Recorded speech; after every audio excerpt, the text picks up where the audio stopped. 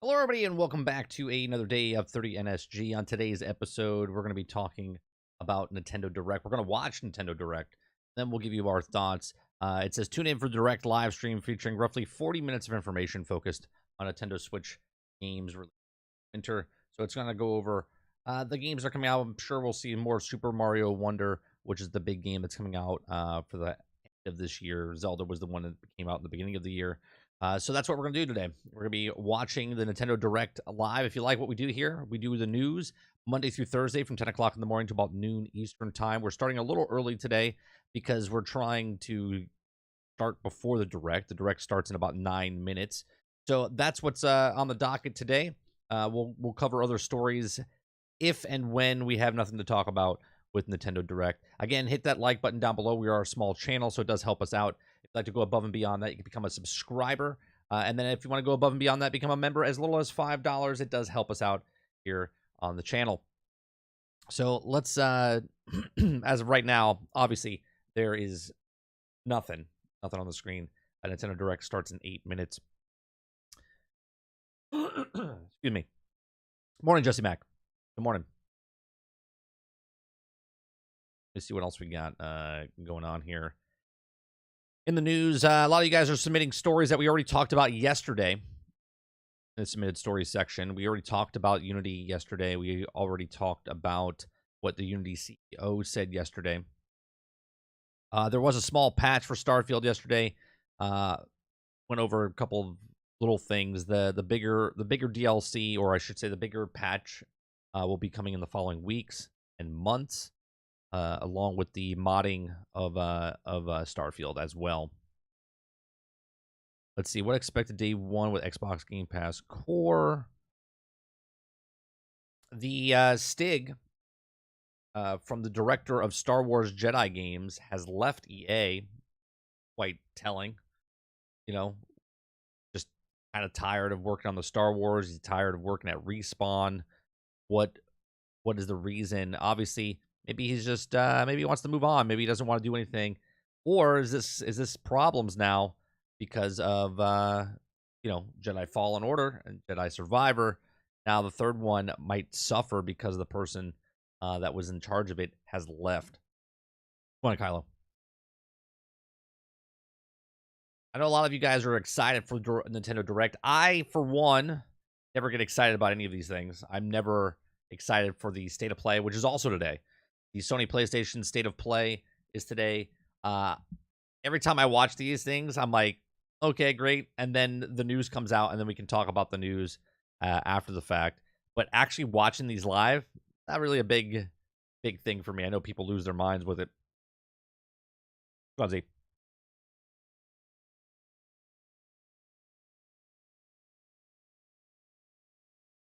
We won't be live, Kylo, for the State of Play. It won't be live. It happens at 2:00.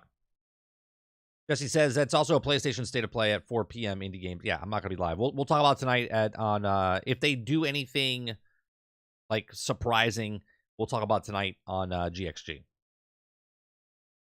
Tomorrow is Spider-Man 2 exclusive gameplay. I don't know when. With games like that, Jesse, I don't want to see it. You know what I mean? Isn't it at 10 a.m.? No. No. Nintendo Direct is at 10 a.m. State of Play from PlayStation's at 2 p.m.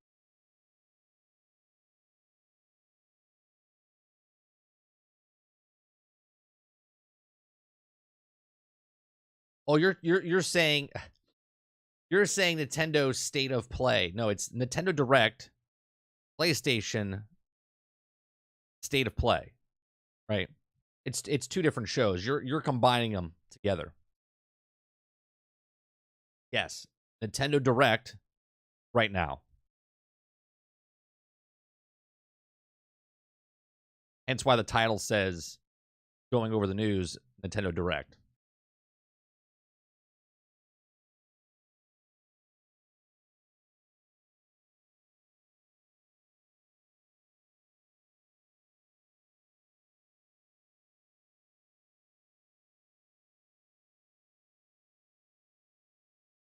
Hoping for Metroid Prime 4 to announce it. Didn't they announce Metroid Prime 4 like 6 years ago? Didn't they show a banner back in like 2017?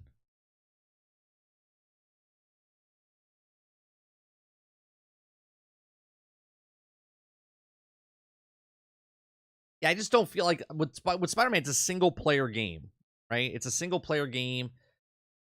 You basically know what it is. Like, what are they going to show us in Spider-Man 2?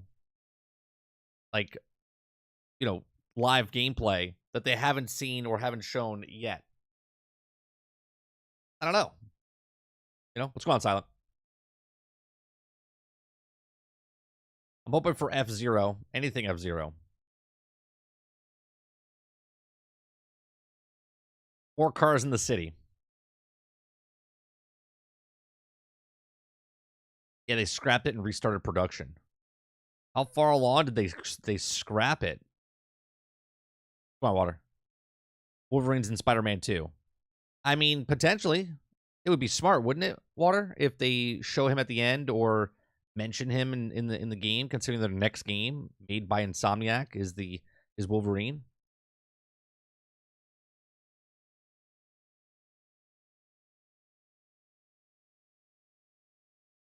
The PlayStation events third-party games, it probably is.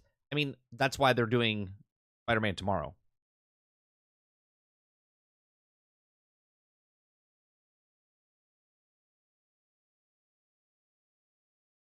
Perhaps seeing a sexy black cat, maybe.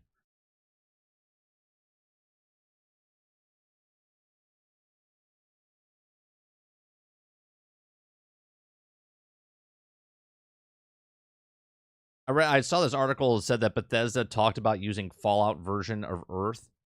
I think that would have been awesome. I didn't read the article, just saw the title. That would have been awesome if they did that.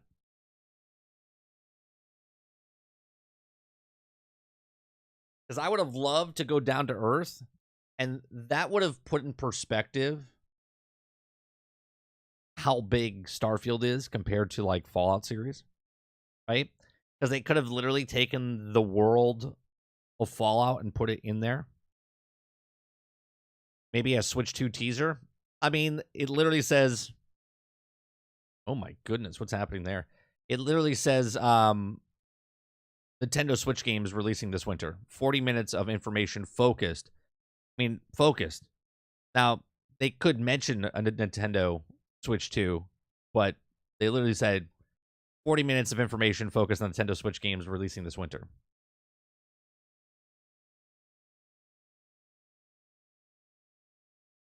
Go on, 11.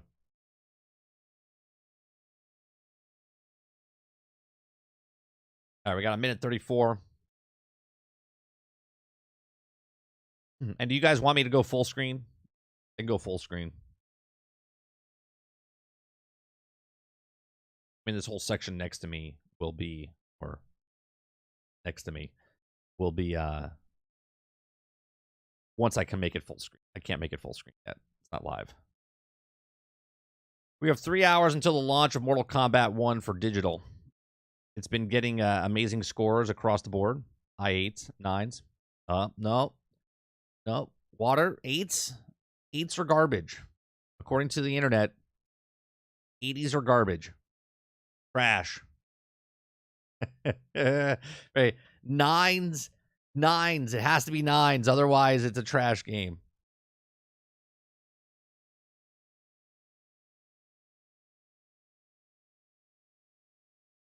Getting to the end of Starfield's main story. Oh, I see. I haven't done too much.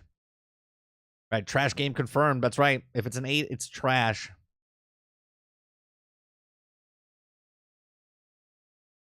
Only 9s. 9s and perfect scores, and then it's somewhat okay.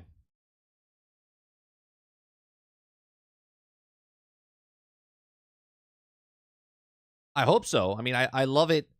I love the game now. The story that we did yesterday with the Vanguard, it was a great story. A great story.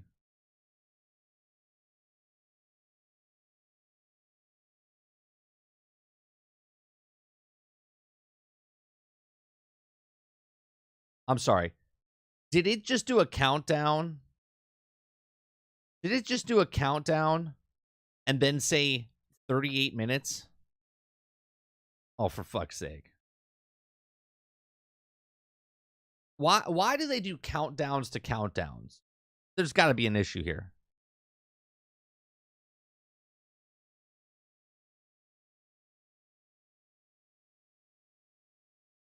I finally made 2 bases and connected them with the spaceship. Nice.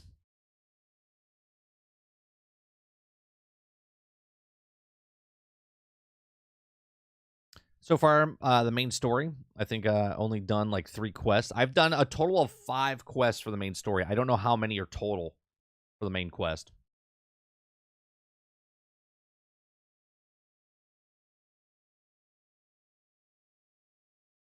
Oh my god. You just gave me PTSD, Water. You just gave me PTSD about Destiny waiting for that goddamn ball in the sky. And I was like, is it moving? Oh, I see it moving. It's moving. Oh, my God. I was just like, I'm done. I'm done. Everybody was like, is it moving? I see something moving. Yeah, it looks like it's changing. Nothing's changing.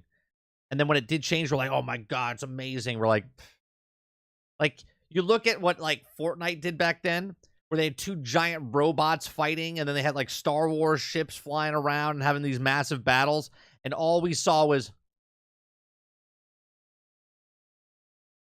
I was like, what are we talking about? It's playing on Lono's channel? Well, let's just all go watch Lono then. Hey, there it is.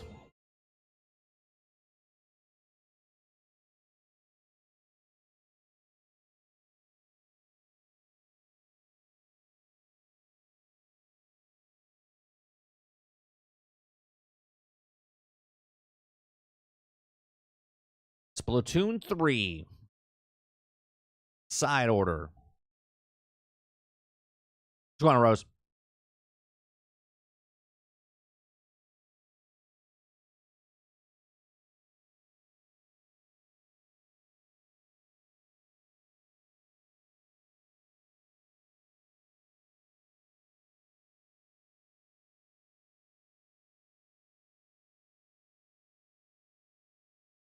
Oh, you can't hear it? There you go. Character's abilities as you ascend the Spire's floors. We're developing this single-player DLC so it can be played over and over again. It's planned to release in spring 2024, so please look forward to it. Okay, let's see our first batch of Nintendo Switch headlines. The toys are back in town. Donkey Kong, Mario. Here we go. The rivalry that heated up on the Game Boy Advance system reignites on the Nintendo Switch system. With his eyes on the prize, Donkey Kong has stolen all the mini Mario toys from the factory. And it's up to Mario to track him down. I'm the same way, Water. In each stage, contraptions and other challenges await. Observation and action are vital to your success. Mario needs to reach the key, but he can't quite cross the gap. Like right now, there's a kid losing his mind because of this. That monkey's tail looks a little suspicious, though, doesn't it? If Mario does this, now he can get across. And safely Spoiler grab alert. the key. Platform too high? Reach it with a handstand jump or a backflip, like that. Observe and act to collect mini Marios, clear stages, and face Donkey Kong head on. In this updated version of the game, you can play with a friend in local co-op. However you choose to puzzle your way I see this through, in my future. it's up to you to recover the toys. Mario vs. Donkey Kong launches on Nintendo Switch February 16th. Pre-orders begin today. Sarge says, when do I get Nintendo to make the fun eShop. of everyone being excited for a game that never changes and never next gen? Or is that only for Save the Xbox? prince Only for and the Xbox, Sarge. world. Guide Sargon as he sets off to save the Prince of Persia and restore the world's balance. Tapping into the roots of the Prince of Persia series, this game features 2D, side-scrolling action-adventure gameplay. Dash through breathtaking environments in a mythological, Persian-inspired world. But don't linger too long if you hope to survive. This reminds me of Shadow Harness Complex. sword and bow techniques, as well as time powers to best these hostile lands. As your journey progresses, Sargon will grow stronger and learn new abilities that expand his arsenal. Equip amulets to further boost your abilities, among other perks. The number of amulets you can equip is limited though, so choose wisely. Use everything at your disposal this to looks navigate good. this harsh world and defeat the mythical beasts that stand in your way. Get ready to just kinda save like the whatever, prince though. and discover the mysteries of Mount Kaf. When Prince of Persia: The Lost Crown launches on the Nintendo Switch system January 18th. You can receive the in-game Warrior Within outfit by pre-ordering the game from Nintendo eShop. These games will help you chase your passions. Rev up for true arcade racing in Oh, man. Horizon Chase 2. Speed How come no one's through talking about the stunning graphics here? environments, each with its own dynamic art style, while overtaking your rivals on the road. Play the main campaign to unlock vehicles, courses, and more. You can also upgrade your vehicle and style it to fit your high-octane needs. Itching for more racing action? Up to 4 speedsters can put the pedal to the metal in couch co-op or online.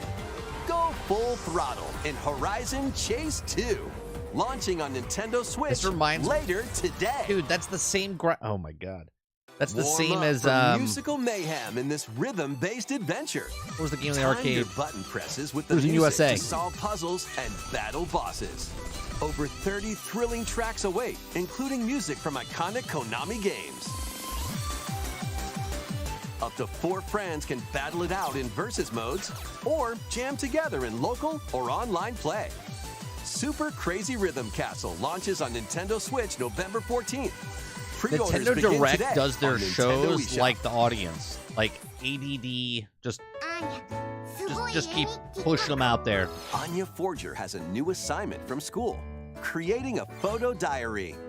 On weekdays, you'll head to class, Come on, Sips. then enjoy family time in the evenings. On days off, you can visit all sorts of exciting places, like the beach or an art museum, in search of subjects to photograph.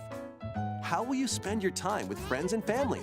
And what kind of photo diary How will you spend time help with friends Anya and make? family? By not spending Spy time with Anya, friends and Operation family. Memories launches on Nintendo Switch next year. Mario's first RPG adventure returns. Wouldn't that be The second? Super Mario RPG game is back with updated graphics. Wait a minute. Let's go over some new and returning gameplay Oh, they just features. got it. Time your button presses with action commands to increase damage dealt or decrease damage received. When you time your attacks Yeah, we talked about it perfectly, last you week. can now damage all enemies at once.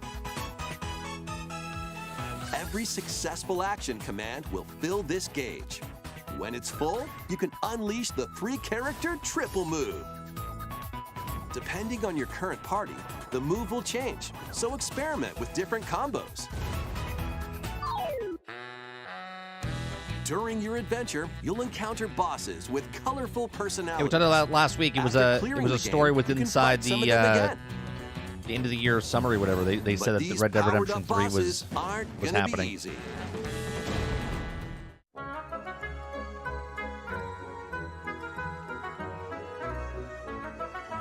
Set off for adventure with Mario and Friends when Super Mario RPG launches on the Nintendo Switch system November 17th.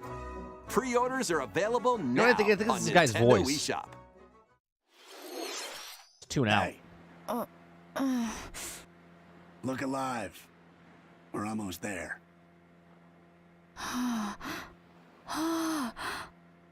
The Nintendo DS game, Trace Memory, returns on the Nintendo Switch system as another code to memories.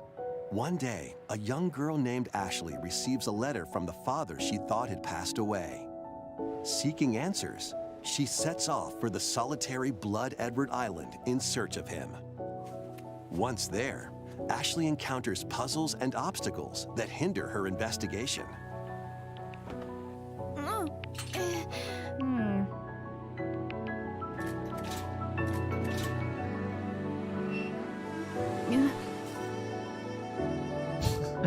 Sarge.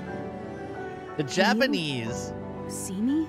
Okay. She also They meets a literally make the mysterious girls boy. always sound like, you know, What truths await Ashley they're like in pulling this a place? book out of a shelf. And no matter how hard I try, I can't remember Dad's face. And that's not by accident. Who are you? The sequel, Another Code R, Journey into Lost Memories, previously unreleased in North America, is also included. So this is like Juliet, huh? Play both games to experience the full story. Unravel both Always sound like that, adventures, Sarge. fully enhanced for Nintendo Switch when Another Code Recollection launches January 19th. Pre-orders begin today on Nintendo eShop. Another Code Recollection includes 2 games, the Nintendo DS game Trace Memory and its Wii sequel which was never released in North America. Both games are fully enhanced on Nintendo Switch. Please look forward to playing them early next year. Next, please take a look at this.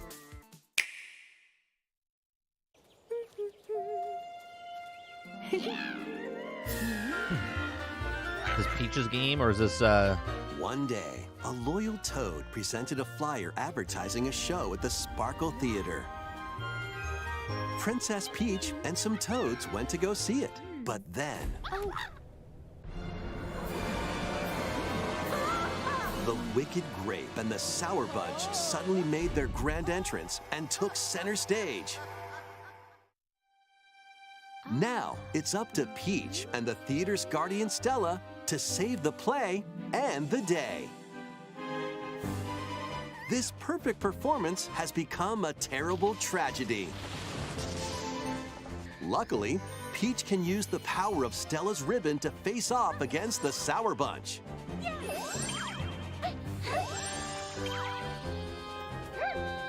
The ribbon alone won't always cut it, though. So let's do this. See what you did there. Ribbon cutting.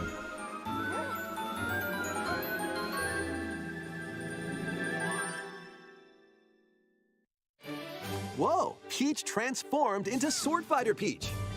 By transforming, she can use fantastic show-stopping abilities. Fend off the Sour Bunch with sensational I'm swordplay. surprised it took this long to make a Peach game like this. Can Peach save this performance and its performers? There are more stolen shows to save. Valuable artifacts from this museum have gone missing. Become Detective Peach, investigate clues, and track down who done it.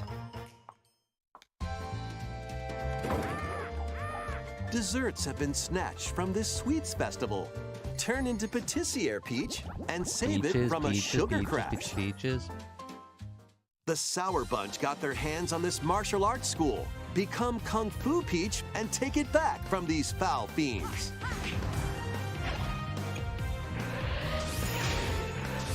This seems like a mix of a whole bunch of games. Many other transformations are just behind the curtain. The stage is set. Our leading lady is ready for the spotlight. Princess Peach Showtime makes its debut on Nintendo Switch March 22nd. Pre-orders begin today on Nintendo eShop. I have to admit, my brain hurts from watching this. That was a new look at Princess Peach Showtime. In Peach's latest adventure, Soup the said, gameplay changes. I got 5 depending minutes on into the her Mario movie, and I was like, transformations. on to It something looks like else. there are more transformations beyond the ones we showed today, so please stay tuned. Let's continue with some more headlines. A new saga begins. A multi-layered RPG full of rich stories awaits in Saga Emerald Beyond. I can't. There are 6 heroes to choose from. A young man who fights with sentient puppets. Sentient puppets. A witch disguised as a schoolgirl to mask her identity. A crime-fighting duo chasing down a mysterious organization. A songstress mech who lost her voice and body. And a king of darkness Yeah, Peach who game was on the Nintendo recently DS. Well, reawakened. that's why I didn't know about it. Select a hero, then follow their journey through 17 interconnected worlds as they strive to achieve their goals. How the story unfolds is in your hands. The choices you make can unlock different paths, more than ever before seen in the Saga franchise. Fight in timeline battles, turn-based combat in which turn order is crucial to victory. Use special techniques to control the order of actions, or activate team combos to swing the tide of battle in your favor. Was it the Super Princess Peach? Saga Rose, is that Emerald what it was called? Beyond launches on Nintendo Switch next year. The legendary Raider returns. Oh, Tomb Raider. The first 3 Tomb Raider games, all with upgraded visuals, are venturing onto Nintendo Switch in one daring collection. As the it didn't fearless sell very well. archaeologist, Lara Croft, you'll travel the world and face off Didn't against sell very deadly well. foes and even deadlier legends. Climb, backflip, and swan dive through perilous quests spanning different countries and mythologies. Along the way, you'll solve puzzles to uncover treasures of the ancient world and unravel mysteries lost to the ravages of time. This faithfully remastered trilogy comes with all of the expansions and secret levels for each game. You can also They sold toggle between the 154 original million polygon Nintendo look DSs, the upgraded and that visuals Princess at game any sold time. 1.2 million. Tomb Raider 1 through 3 Remastered, starring Lara Croft, launches on the Nintendo Switch system February 14th. Pre-orders begin today on Nintendo eShop. This detective's got a second bolt of brilliance. Every great detective starts their day early. This is Rhyme City, a place where humans and Pokemon coexist. The detective duo of Pikachu and his partner Tim investigate various cases while searching for Harry, Tim's missing father. Tim interviews people, Pikachu interviews Pokemon, and they find the truth together. They'll also rely on other Pokemon to broaden the scope of their investigations. Follow Sense with Growlithe. Smash rocks with Darmanitan. And peer through walls with Luxray. Can Tim and Pikachu solve all the mysteries and find Harry? Find out when Detective Pikachu returns. Launches on Nintendo Switch October 6th. Pre-orders are available now on Nintendo eShop. Nintendo does what Nintendo does. This game's a real toot. There you go. Nintendo does what Nintendo does. Raise your brass for the quirky rhythm game, Trombone Champ. Play the notes in time with the music as best you can. But how you play that horn is up to you.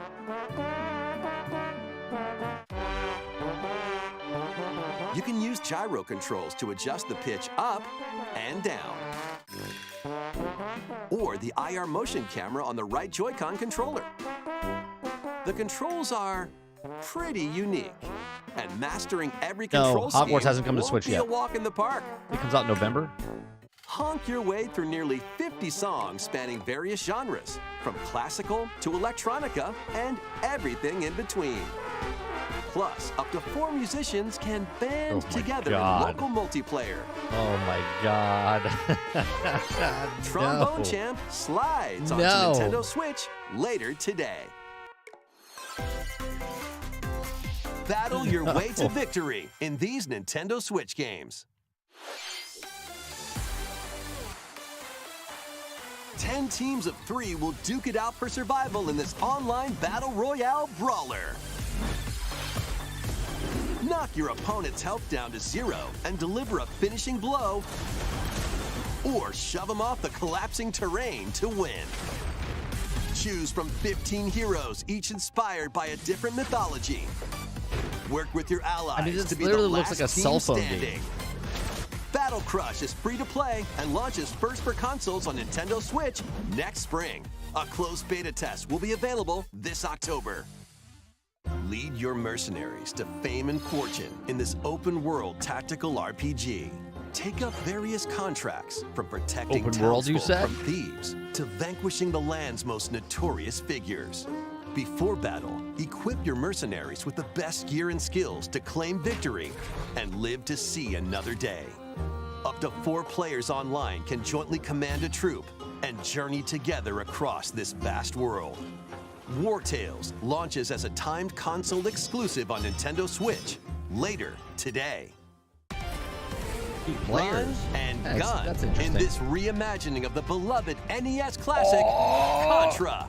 Watch out! Blast through explosive stages Contra. with a devastating arsenal of weapons Now you're to on my crush speed. the Red Falcon forces. I'll play this for all about Spring 20 into minutes. action with easy pick-up and play controls and a variety of difficulty options.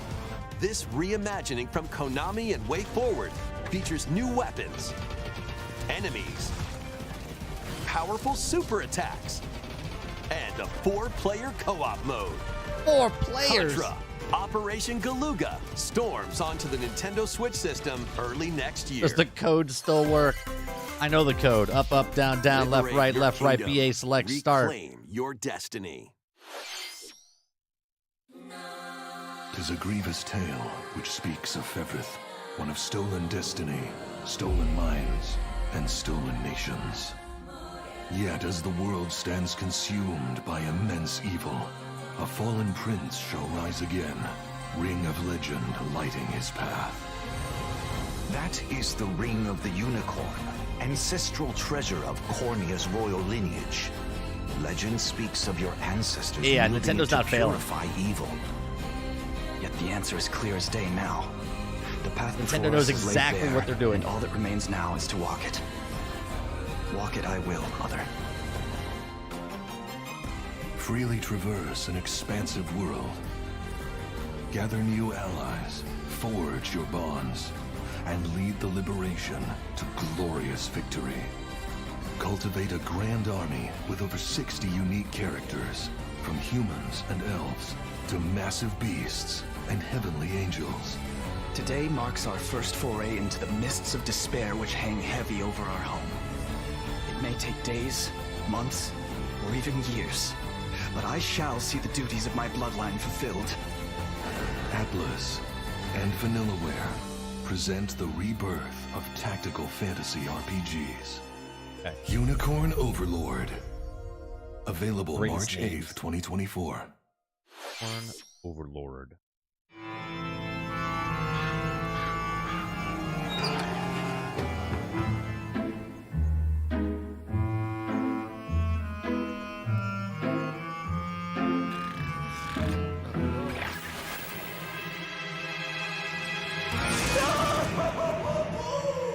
Luigi's Mansion 2 HD. HD. Welcome to Evershade Valley, a place that's screaming and teeming with the supernatural. Luigi, our faint of heart hero, was sent here to check it out. Time for some mansion mayhem. No spooky adventure is complete without this vacuum-like device. You know they have the this in the arcade? Poltergust. Not 2, but Use it to light up dark like areas. Luigi's Mansion is a Vacuum up coin-driven objects. machine now. And interact with the environment. I mean, it's a separate one. It's a handy tool for your paranormal Still funny. escapades. Plus, when you spot a ghost, pop! You can stun them with the strobe bulb, then vacuum them up. You can even grab multiple ghosts That's true, at once. Sarge. In this game, you'll find ghosts haunting, a former plant research lab, a broken-down clock factory that's full of sand, a mine covered in ice and snow, and even more places. These troublemakers will use every trick in the book to block your path. Can Luigi summon his courage and save the day? And a lot of Mario, or I should say, a lot of Nintendo Looking games for other ghost hunters? are Up to not- 4 players online can do are some not very, exercise like, across long. different multiplayer modes. Luigi's Mansion 2 HD creeps onto Nintendo Switch next summer. How was that? Next, we have 2 announcements to share. First, please take a look at this video. Okay.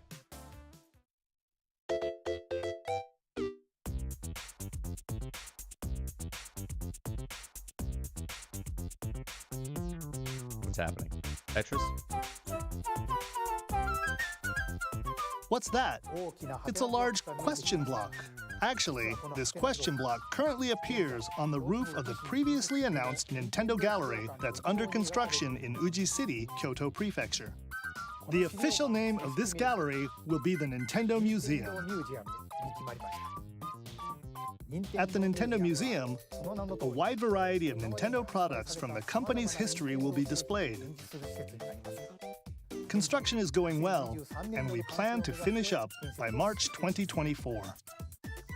We'll share more information, such as the opening date, at another time. Please stay tuned. Probably should build another one of those. Next, we'd like to Seattle. share some updates on upcoming Amiibo figures. The Zelda and Ganondorf Amiibo figures are releasing on November 3rd. And Amiibo figures of Noah and Mio from the Xenoblade Chronicles 3 game will be released as a set I like on those January Amiibo things, 19th, man. I even liked 2024. when Disney did the Infinity And ones. finally, we have a new Amiibo figure to announce. The DLC fighter from Super Smash Bros. Ultimate, Sora from Kingdom Hearts, is on the way. With the release of Sora, everyone is here from Super Smash Bros. Ultimate 60? in Amiibo form. Please look forward to its release next year. That's all for today's Amiibo announcements. Oh, I thought it was it. I was Next, like, please take a look at this. no, Disney Infinity things were canceled. Amiibos are not, Sarge. Nintendo's making money off theirs. Disney wasn't making money on theirs.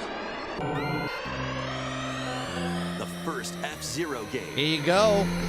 returns as a Kylo, you were talking 99-player about battle F-Zero. royale. F-Zero 99. There you go. Race on classic F-Zero courses with machines from the original Super NES game. Tear through courses I in mean, it's high-speed literally the races, shitty version it was but back be in the careful. day. Your power meter will decrease if you crash into pilots or guardrails. If it hits 0, you're out. You'll need to avoid collisions and conserve your power meter to stay in the race. Feeling risky? They took Spend the some of your Mario power Kart meter for a original temporary graphics speed and put it to boost. F-Zero on the You can latest also collect system. super sparks, which appear when machines collide, to boost up to a special path called the Skyway. It's your best chance at bypassing your rivals and jumping into a higher position. Complete goals while you're racing to unlock cosmetic options for your machine. Well, this is not the same version, Rose. This is Battle Royale.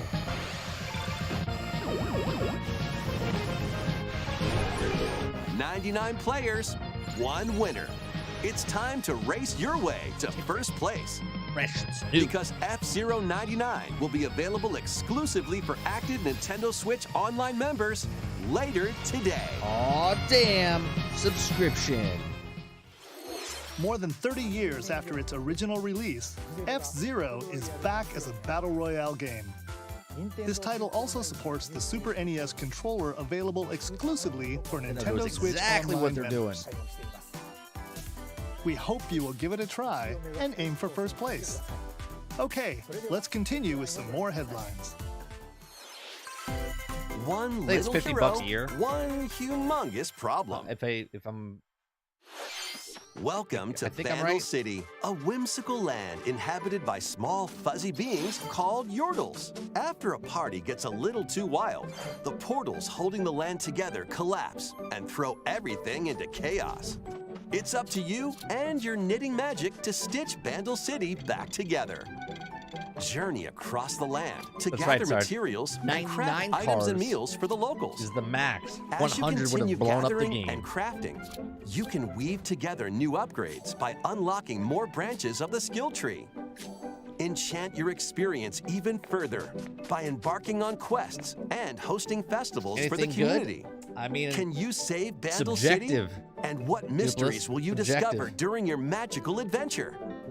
They just announced an Vandal F-Zero Tale, a League Battle of Legends Royale story, with launches 99 on people. Nintendo Switch That's what you're next looking year. for. They announced the Contra. Wait, did you hear that?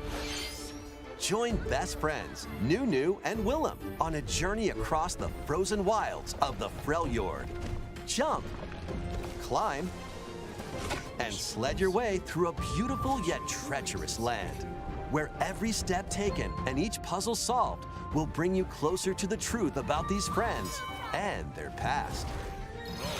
Song of Nunu, a League of Legends story, launches on the Nintendo Switch system November 1st. Pre-orders begin today on Nintendo eShop. Let's move into Formation. Play with these chumps doesn't feel like a prize. Greetings! Welcome to the island. My jam right here. This tropical resort contains tons of micro games that'll get your body moving. In each micro game, you'll get into a specific pose called a form. 30, what happened? Why's your arm Copy broke? the form shown, then can't perform the move. correct I was action playing as quick as you Wario can. last night with my son.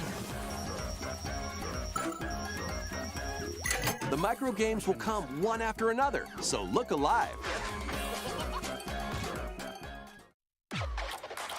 Plus, up to 4 players can battle it out in party mode. Reach the goal without getting caught by Medusa. Freeze! Or settle the score in an arena to be the last one posing. Yeah, Wii elbow. Yeah, With exactly over right. 200 lightning-fast micro games and multiplayer modes 30 wearing a aplenty. cast. He played Everyone's the in for Switch a yesterday. Wacky time. WarioWare Move It launches on the Nintendo Switch I system got the win, November guys. 3rd. I got the win, but Pre-orders I broke are my available arm now on in the Nintendo process. eShop. A heroic tale will soon unfold. Lead an army of over 100 heroes into battle and put an end to an empire's invasion. Meet Noah, a humble villager. Sane, an officer from the Empire. And Marissa, a forest guardian. These 3 band together to fight for a common goal.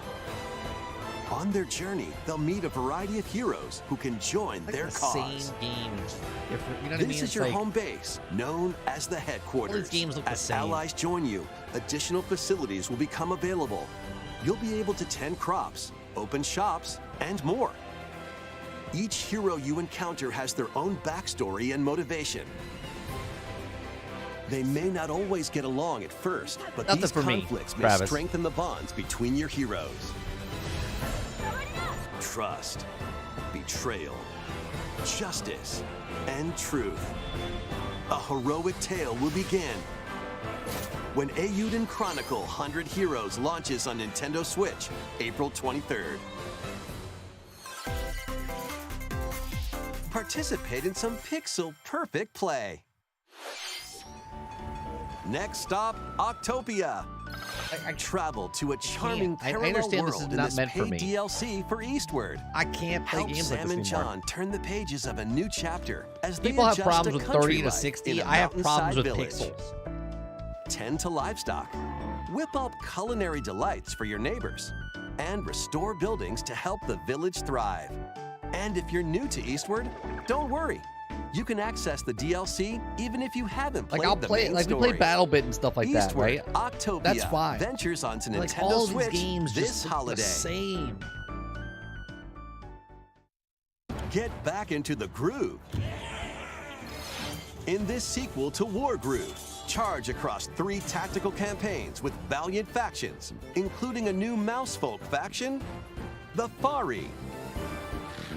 Plus, you can now supercharge your commander's groove to unleash devastating The sad part is attacks. these are better Lead a graphics than what roguelike we had offensive when I was a in kid. Conquest mode. Battle friends locally or online. Or create and share your own cutscenes and campaigns. War Groove 2 marches onto Nintendo Switch as a console exclusive October 5th. Get out of my way! Pre-orders begin today on Nintendo Oh, I know, eShop. Rose.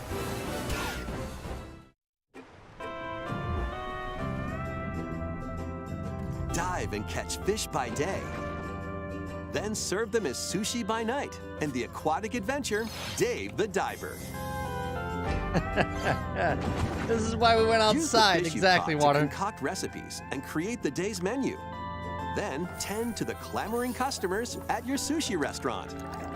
Explore an ever-changing I mean, this game underwater seems world interesting. to find the At best least you're doing ingredients something fucking and different. strive to exceed culinary expectations. Dave the Diver launches first for consoles on the Nintendo Switch system October 26th. Pre-orders and a free demo swim onto Nintendo eShop later today. What's outside? The final It's a wave new is game. racing in. It's a new game. You go outside. Here's a sneak peek at Wave That's 6, what it's called. the Go outside. final wave of the Mario Kart 8 Deluxe Booster Course Pass DLC. From the Mario Kart Wii game, Daisy Circuit. More returning characters are also being added in Wave 6. From the Mario Kart Double Dash game, Diddy Kong. From Mario My Kart son's excited Wii, about this. Funky Kong. I'm outside in Starfield. And from the Mario Kart Tour game, Pauline. And also, Peachette.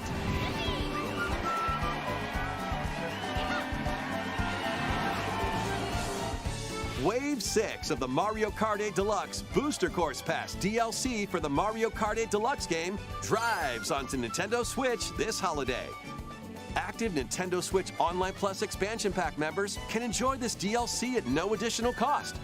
The DLC can also be purchased on its own. Something new is among us. Oh boy. Who's Pauline? She's from Odyssey.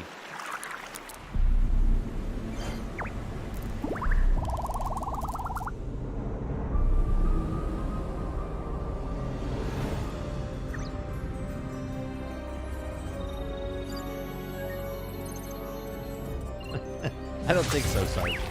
I think she's a singer in, if I remember correctly, I think she's a singer inside New York. Like a lounge singer.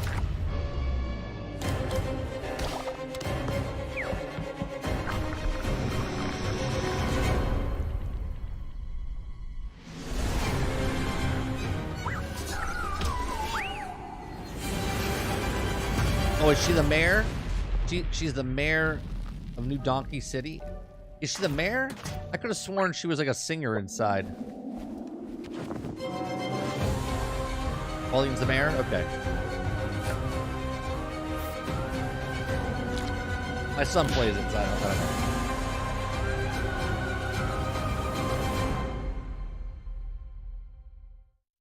This new map for Among Us is free. The reason I think she's a singer, Dave, is because in my head, What did you think? like the section of that Thanks for game sticking he's with us in this far. when he played it, I thought she was the singer.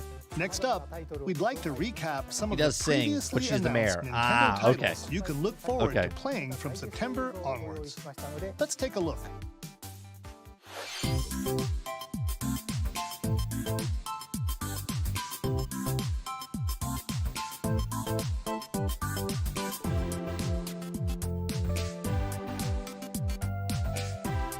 Oh, is she? I didn't know that.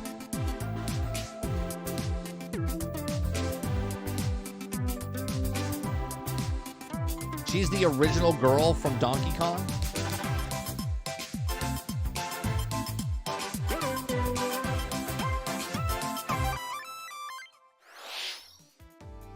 We hope you're looking forward to these upcoming titles. This next video will be our last announcement. Please take a look.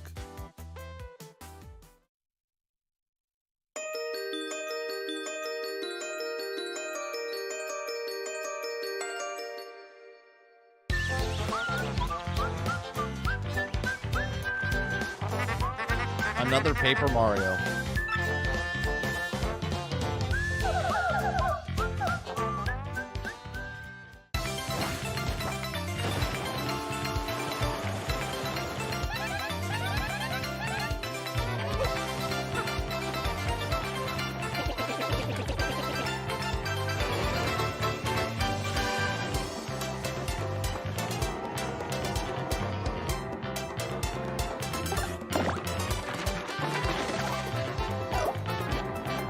Amazing.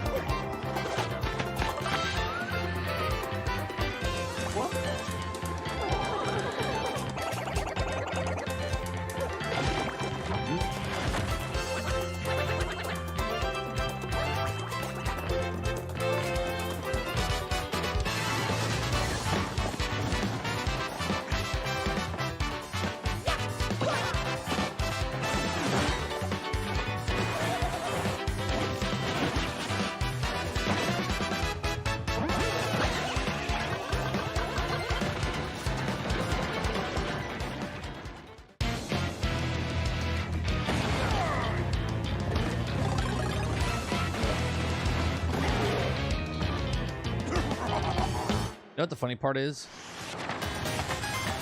When we played originally, it was like paper. I like the art style. I like the way they did it.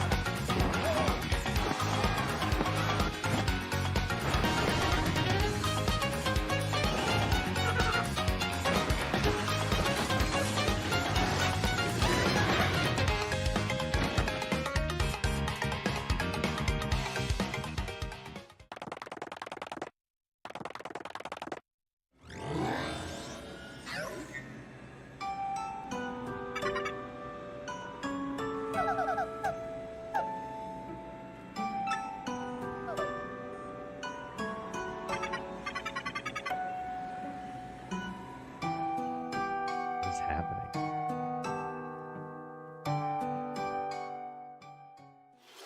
What Paper the hell Mario: was The that? Thousand-Year Door, originally released on Nintendo GameCube, will return with enhanced graphics. Whether you played the original or have yet to play it, we hope you'll look forward to experiencing this adventure It's in a crazy paper to me world that all starring these Mario and companies friends. Just keep That's all remaking for today's Nintendo the Direct. same games. Thank you for watching.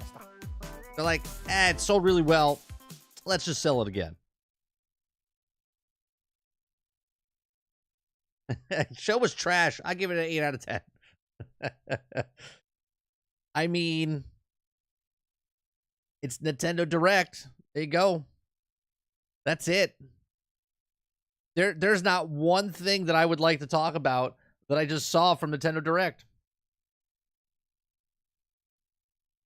Not one.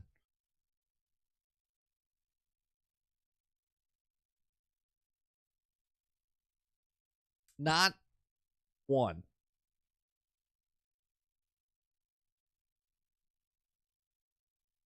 Everybody in chat. Yeah, they're like, it's a flop. I don't know. You know what I think is funny? I think the people that actually pay for these games, like buy Nintendo games, don't ever watch the Nintendo Direct. I do. I don't believe they watch the Nintendo Direct. I think they literally just go to the store and they see the box or they see a commercial for it and they buy it. That's it. Did I see what you posted? Are you talking about the Baldur's Gate thing with the 10 out of 10 that you posted twice? Once at 9:37 a.m. and again at 10:43 a.m. because you didn't tag me in it? You mean that one? The one that I saw a month and a half ago when Baldur's Gate 3 came out on PC? You mean that one? You mean the one that we talked about, that it was a perfect score, 10 out of 10 game when it came out? You mean that one? You mean the only one that's proving it's only a real contender? Yes. Okay. Thanks for the news that literally before you played it, I said that Baldur's Gate was going to win Game of the Year. The real show starts later today, the state of play for Sony. Yeah, we won't be live for that. We'll talk about it tonight on GXG.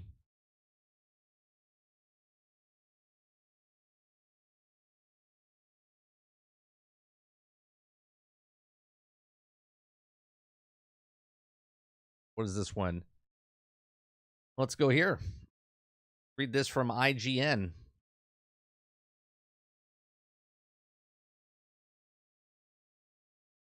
All right. Final Fantasy. Square Enix loses nearly $2 billion in value since Final Fantasy 16. Ouch. Ouch. Square Enix has lost nearly $2 billion in value. $2 billion in value since the launch of Final Fantasy 16 in June, and the new reports cast doubt on the company's ability to recover. Shares in the company have plummeted nearly 30% since Final Fantasy 16 came out on June 22nd, closing on September 13th, the lowest point since May last year. PlayStation 5 exclusives sold 3 million copies during the launch week, a figure that sparked a debate online whether or not it had met Square Enix sales target. Now, Square Enix told IGN on July sales that Final Fantasy 16 were extremely strong and insisted that the game had sold well relative to the PlayStation 5 install base. Now, we had a conversation about this, right? I said, that's great that it sold 3.3 million. I thought it sold more. because I thought Final Fantasy was bigger than what it was. Then we looked at the history of Final Fantasy sales and whatnot. But I thought it was strange that PlayStation 5, it was only on PlayStation 5 with the amount 38 million at the time when they came out with Final Fantasy 16, and they sold 3 million. Now, percentage-wise, that sounds great. But there's not enough people buying the game because there's not enough systems out there for people to buy that are interested in it. IGN sources familiar with the performance of Final Fantasy 16 confirmed that sales had slowed considerably since launch, but that the game was not yet considered a disaster. Early in September, Square Enix announced that Final Fantasy 16 is set for 2 paid DLC expansions, and confirmed that PC port was officially in development. I think it's a little too late. A new report from Bloomberg painted a bleak picture of Square Enix, which reported a sharp profit decline in August. Analysts told the publication that Final Fantasy 16 failed to make up the poor performance of previous Square Enix flops, such as Marvel's Avengers and Forspoken. Oof. Both games. I mean, I loved Marvel's Avengers, but it just they screwed the pooch on that one. Mobile games that were also shut down soon after launch. The root of the problem, sources told Bloomberg, is that the producers were given full reign over the scope and direction of the projects. Those goals can shift without warning, and the upshot of the violation in quality of the final product.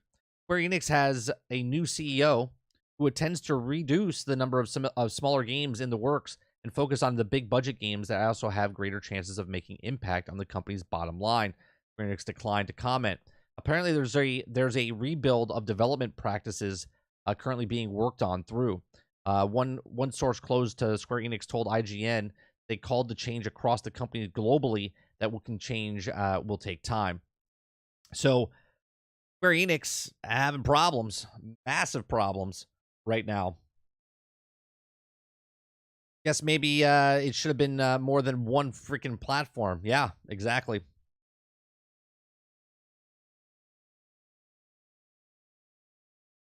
It can't be. PlayStation 5 can run it on Xbox, can't?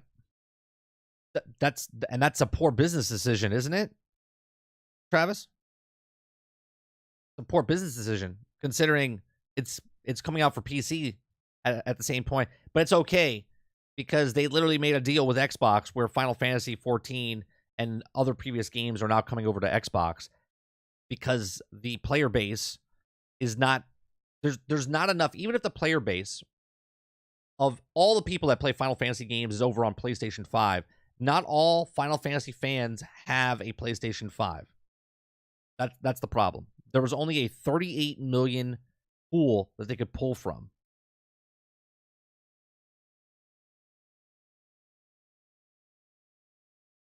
Avengers makes me sad. Yeah, it does, because they could have done so many things with that game.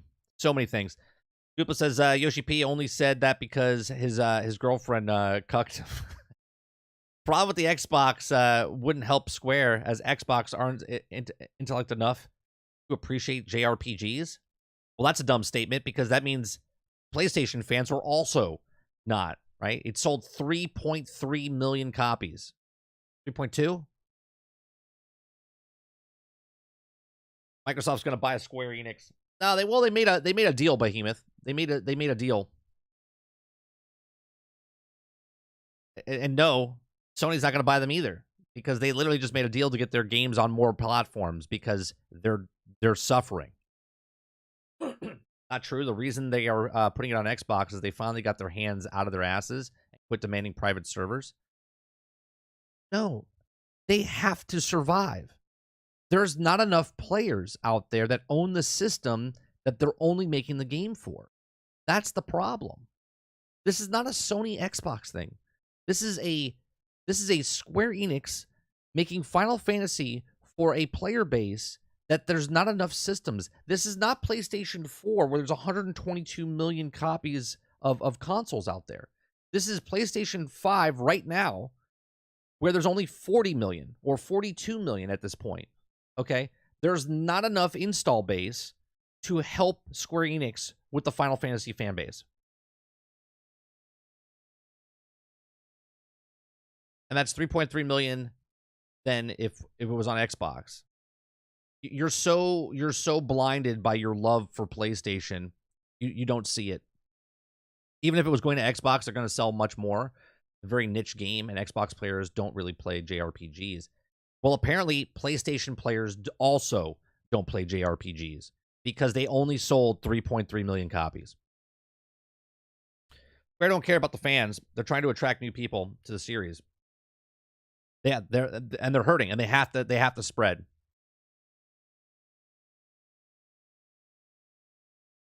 Sad part is Travis is being serious. Of course he is. Xbox was demanding private servers for Final Fantasy XIV, said no for years. Xbox finally says okay. Yeah, they waited it out. They waited it out. Do you understand that Square Enix is suffering? It has nothing to do with Xbox or Sony. They're suffering because their player base is diminishing. Because the people that had and able to play Final Fantasy games, if it was PlayStation 2, PlayStation 3, PlayStation 4, there's not enough, right? In reality, COVID screwed over them because there wasn't enough systems out there to actually get out into people's hands. Just this year, they started getting systems back in. You can go right now to Costco and Target, and there's systems. You can actually literally physically buy systems, okay? But the problem is, one, there's not enough people that have it, so when they launched Final Fantasy 16, there wasn't enough people to buy and make money for them. And it's already past the point now. So even if they release it on PC, this is after the fact. The buzz is gone. They're not going to do a big push for marketing again for Final Fantasy 16. Their big push was already happening. They have to find other ways to make money. Hence why months ago, okay, I talked about how, well, maybe a month and a half ago, right, where they said they make the deal with Final Fantasy, and I said it's going to come to Game Pass because they need those microtransactions. They need that income coming in.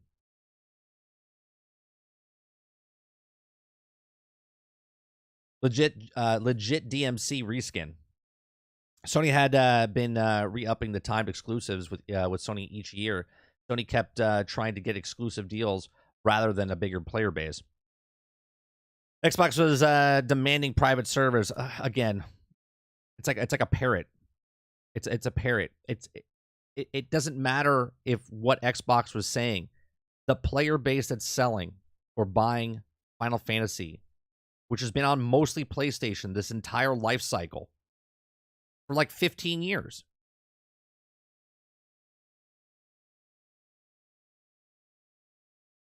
Oh, Square Enix. Sorry.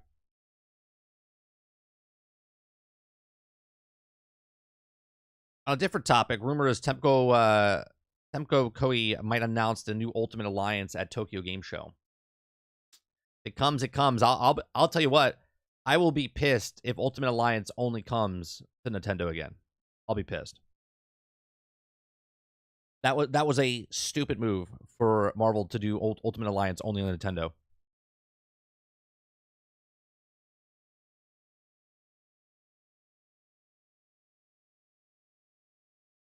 The fact that these companies still to this day, thank you very much for the membership. Appreciate that. Right? The fact that these companies still think that the one, especially third-party games, right? The one console is the best motivation for them is just the dumbest thing.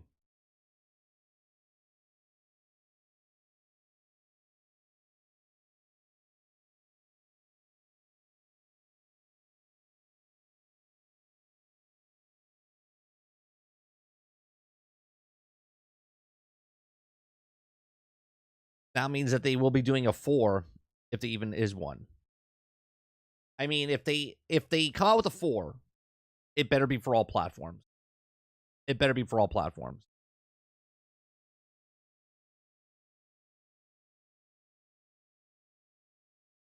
Final Fantasy VII Remake is timed exclusive and yet is still on PlayStation. Square Enix really hated money. The problem is, Embu, we don't know what that deal is, right? That's between Sony and Square Enix, right, with the Final Fantasy franchise. If they have a time exclusive and get it first, we don't know what that contract is as far as how many years, right? In perpetuity, like every time a game comes out, do they get the first rights to it to come out Who knows? Right? They get paid up front from Sony. It's not that they're losing out on money on there, but the problem is there's not enough player base, right? If there was 100 million, units of Sony PlayStation 5s out there right now, and they sold 3.3, that's a disaster. Right now, Final Fantasy 16 doesn't look like a disaster because the player base is only at 38 million when they came out. If it was 100 million and they didn't sell like 6 or 10 million copies, right? That's a problem. Right now, they're not worried because 3.3 out of the 38 million when they launched it is a good percentage of the player base that's out there. Now, if people for the holidays buy PlayStation, then they pick up Final Fantasy 16, and then it ends up making like 6 million, well, then they'll be okay.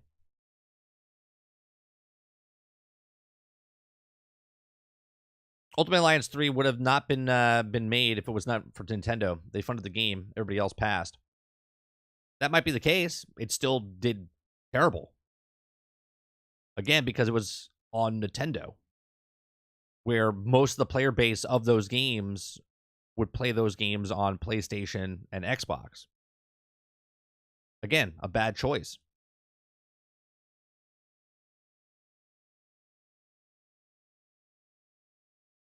Sony and Xbox both said they wouldn't sell it. They wouldn't sell, and they didn't care. They applaud Nintendo for being intelligent. Let's look at what Ultimate Alliance 3 sold, right? Ultimate Alliance 3 didn't sell very, very much.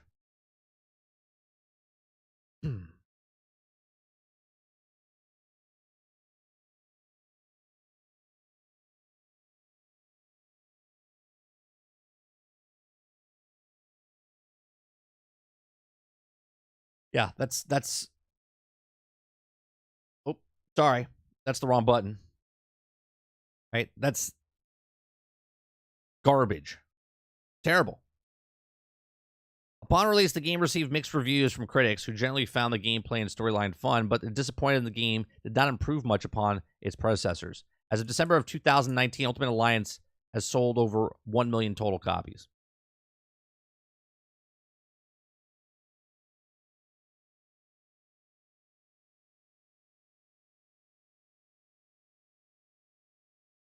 That is absolutely devastating.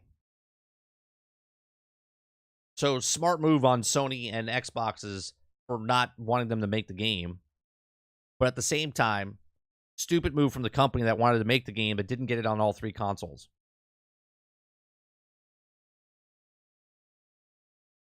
Because the player base of Ultimate Alliance 1 and 2 was on PlayStation and Xbox.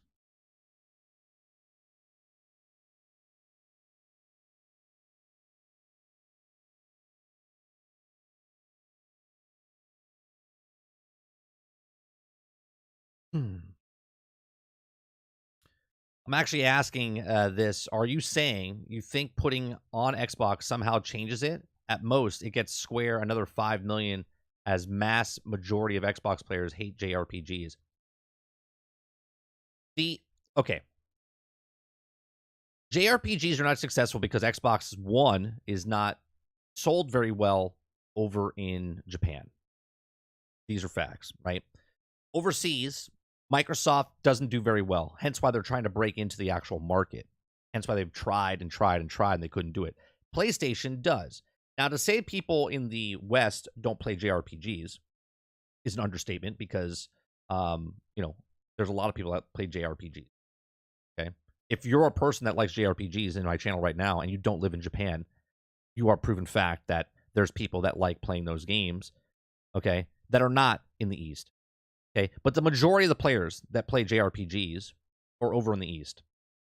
Okay, the only reason Xbox fans don't play JRPGs is because most people that own an Xbox don't live over in the East, they live in the West. Not to say that there are no people that own an Xbox that like JRPGs. Okay, Nintendo and PlayStation are both from over the East. So hence why they shoot out JRPGs all day long. To say that Xbox would reject it is silly because what did Final Fantasy 15 sell?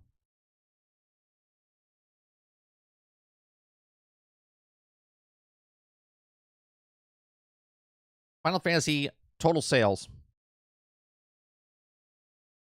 G. 10 million units. 10 million units of Final Fantasy worldwide. Right? So yes, I would say if it was on both systems and it would double the price, then yeah, that would be good. Especially when PlayStation 5 only had 38 million, okay, 38 million units out there. The opt-in player base wasn't there. So if you added Xbox, and let's just say they add another 20 million, and you add another 2 million on top of that, you're still doing, right? Do the math. It doesn't matter, again, because it doesn't matter about Sony or Xbox. Final Fantasy needs the bigger number. And when they had 122 million people that owned a PlayStation 4, they could sell better because there was more people out there. No people in America like JRPGs, but it's nothing like they in the East. But now they don't sell well in the East because they all play mobile games now. That's another factor. What'd you put in general?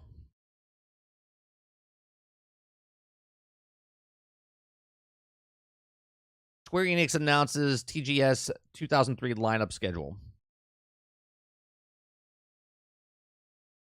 Has opened up Tokyo Game Show website, announced that lineup games live show.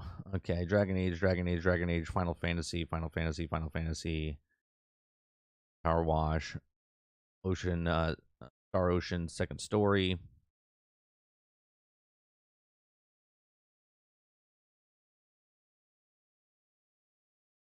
But what am I looking at here? You're just telling me what's at the game show?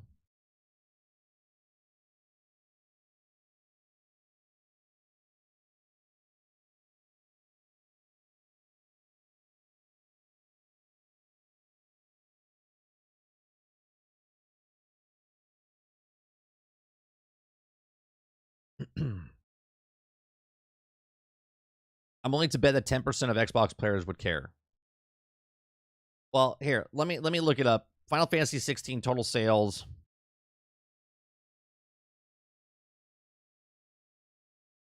On Xbox. Let's see. So over 10 million copies as of May 2020. The game is the 5th main title installment, long-running Final Fantasy series. It was never released, so much anticipation of November of 2006. How many copies of Final Fantasy 15 sold on Xbox? Sold 5 million first day of release, and now 10 million in total. Okay. I think it was a split. I think it was like 5 million or close to 5 million.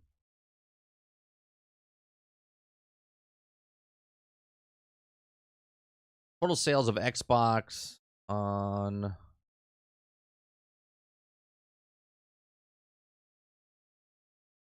Does it give the... PlayStation 4 version topped the Japanese game charts, selling 690,000 units. The Xbox version sold 3,800 units. The total sales of both versions came out to 6,940,000 units. The game's release boosting console sales of PlayStation 4 over previous week, 42,000 units. Second week sales reined in 79,000 units and 88% from launch week. Different rankings in January following the year placed Japanese sales. Final Fantasy 15, it was between 900,000 and 1 million copies in the United Kingdom, and all format gaming charts ending in December 3rd.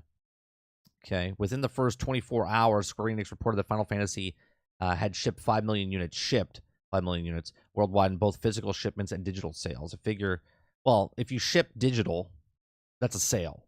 If you ship physical, that's not a sale until actually they pick it up. A figure that will allow games to break even on development cost. This gave Final Fantasy 15 the biggest launch in the franchise to date, the most first day digital sales in Japan, the game up to that point. The second, the set recordings of physical shipments and downloads in the mainland of Asia, meaning the large numbers. According to Square Enix, shipments had reached over 6 million worldwide by January 2017, and in May of the same year, the game Rise of Tomb Raider helped to increase the sales profits of 2016-2017.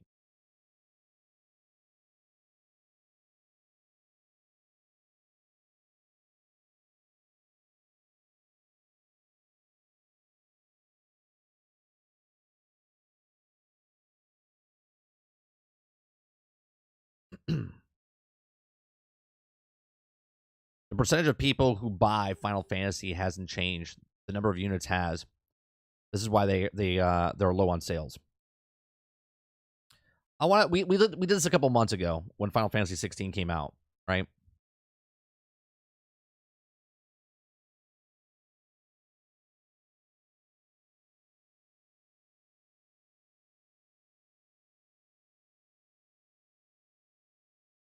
Let's see if they have a breakdown here of... They've sold a total of 180 million copies as a series across the whole thing.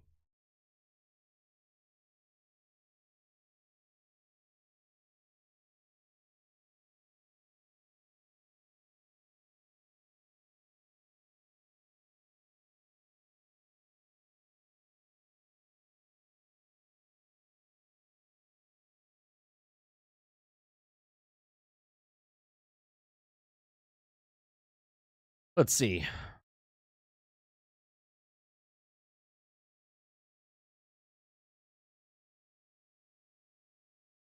That's 6. 6 remastered. Final Fantasy 7. I mean, they don't really tell you the total sales here.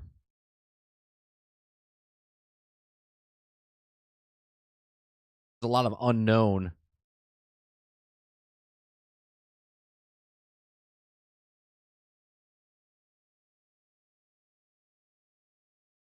PlayStation 2. Look, all this is PlayStation, right? And you look at what they sold.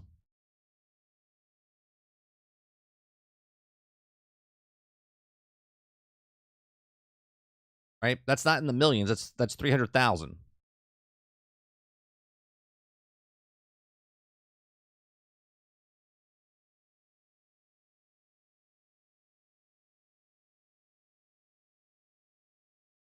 Yeah, it only sold, right? It only sold, this is worldwide. Overseas, worldwide. Okay.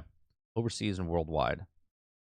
So, Final Fantasy 15, it literally only sold 2.2 million copies.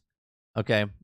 Worldwide, 2.3. Overseas, right? And then this is the main, what is this one? This is Japan, overseas, worldwide. Japan, overseas, worldwide. Okay.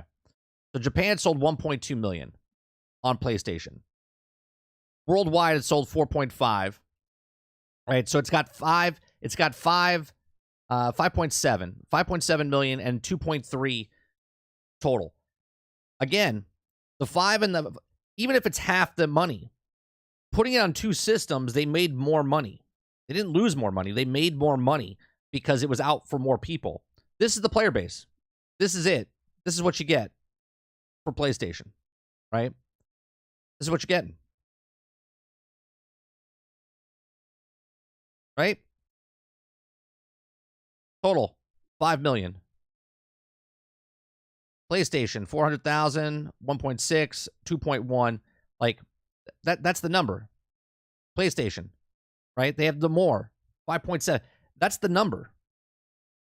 The hardcore Final Fantasy fans, PlayStation 3, 5 million.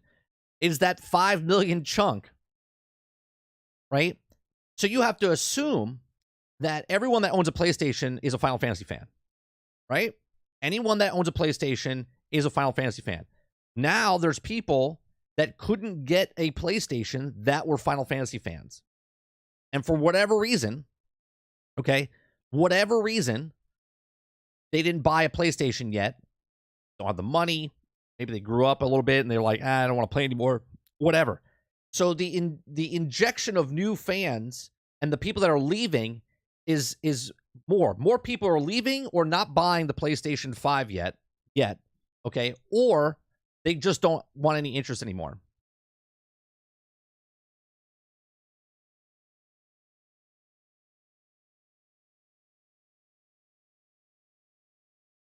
I wouldn't say that, 30. You wouldn't say what? That the people haven't got a PlayStation 5 yet? Just because they sold 40 million units doesn't mean, like, for instance, Spider-Man 2 is coming out. You have to assume that the sales might be as big, right? It could be a little bit bigger, but to say that everyone that owned a PlayStation 4 that bought and is a fan of Spider-Man now has a PlayStation 5, that's going to be a hard sell. Because not everyone that owned PlayStation 4 has a PlayStation 5 that is a fan of Spider-Man. If Spider-Man 2 is over there and they haven't bought it or can't buy it yet, maybe they wait for the holiday season, then it goes up in price. Spider-Man 2 sells 5 million in the first month. That's going to be hard. I'm not going to say it can't do it. But the player base for the amount of consoles that are out there compared to what the first one sold. Now the first one sold, I think, 3.3 million, 3.2 million.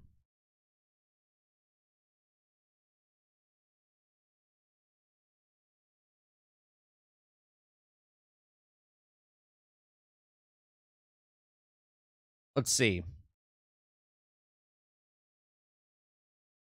Not the remastered, just sales in 2018. The game had sold over 9 million units by November 2018. It had sold 13.2 million by August of 2019. Okay, so it sold 9 million units by November of 2018. Now, Spider-Man released September 7th of 2018. Okay, 2018. So in 1 year's time, in September, October, November, in 3 months, they sold 9 million units. That's with a player base of 122 million PlayStations, right? 122 million PlayStations were out for PlayStation 4. And it sold 9 million in 3 months. To say 5 million in the first month, you're assuming that the 9 million, 5 million of the 9 million have a PlayStation 5 out of the 40 million.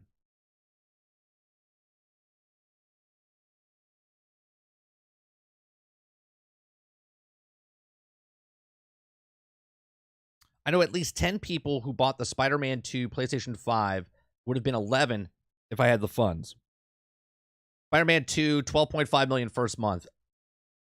You're crazy, Water. Crazy. You're saying 12.5 million people that own a PlayStation out of the 40 million people are going to buy Spider-Man 2. You're going to be shocked. That's a ridiculous percentage for the people that own a PlayStation 5.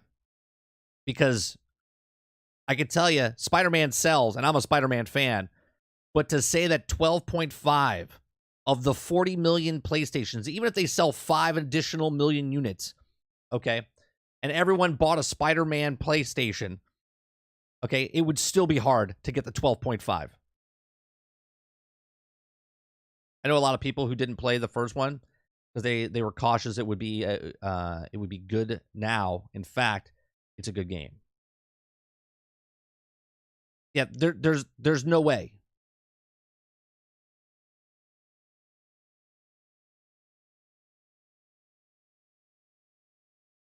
I mean, I didn't 100% the Xbox players get Starfield, and yet it's not even sold 1 million. I mean, didn't 100% of Xbox players get Starfield, and it's not even sold 1 million? It sold 2 million.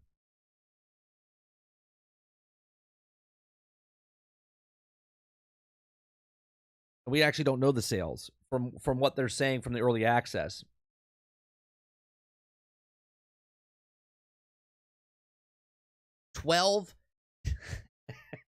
Water, you say some crazy stuff, right? 12.5 million, right? That Spider-Man 1 sold 13.2 million units in 1 year. You're saying it sells 12.5 in 3 months. Oh, I'm sorry. In the first month. You're saying what it sold in the entire year when it came out with 122 million people that owned a PlayStation 4. Okay? You're saying in 1 month, 12.5 will have it in the first month. I don't know what you're smoking right now, but it's some good stuff.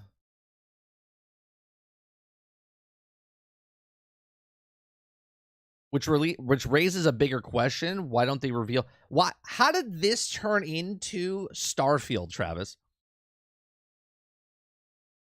They will buy it off hype, and also due to the fact that 3 of the most popular characters in Marvel. Water, you're coming from a person that reads comic books, and you're a Marvel fan.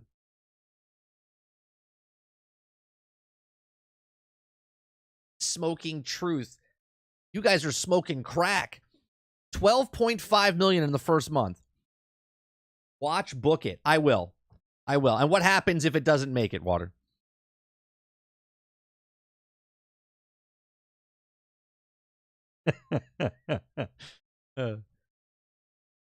You're saying that Spider-Man will triple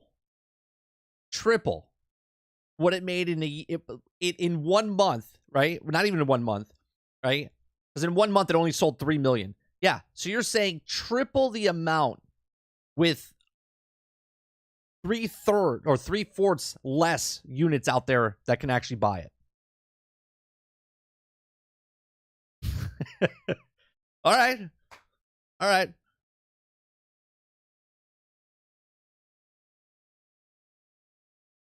I'm actually worried for people. People have spent more time researching negative things about Starfield than actually putting in the gaming into this month.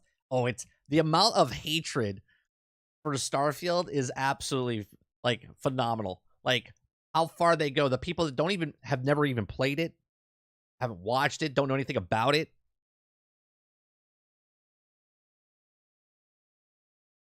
It sold the first month. Spider-Man the first month sold 3 million copies. It's like 3.3 million copies. Same as like Starfield, right? Here. Spider-Man's Marvel Spider-Man first month sales. 3.3 million. 3.3 million with 122 million people owning a PlayStation 4 at the time it came out in 2018. Okay. I said that I can see it selling 5 million copies the first month. 5 million. Okay. Which would be huge. Okay. 5 million units. And that is the hype of people that didn't play the first one right away and then got it. And then they're excited about the second one. And the second one, because it's a sequel, technically it's a third one because Miles Morales came out. And technically that was like a sequel type of thing, but it's a standalone game. But anyway, third Spider-Man game, second Spider-Man off the first. Okay. I said it could sell 5 million, 4.5 to 5 million copies. Water over here is saying 12.5 million first month. I said 5. If it sells 5 million the first month with a 40 million, let's just say it's a 45 million player base because of the holiday season and stuff that people are buying it. First month, 5 million, that would be phenomenal. What Water's saying is astronomical.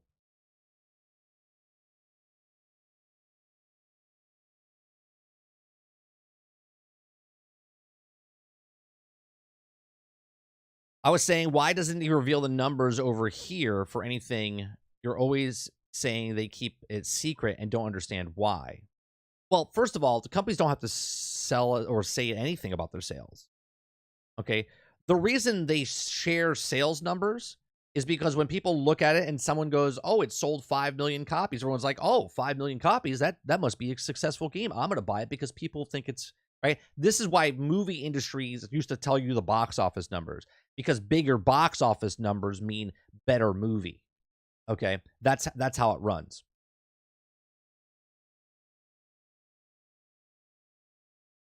It will sell at least 5 million. I think the high end is 5 million, which would still be a bigger percentage than the original Spider-Man at 3.3.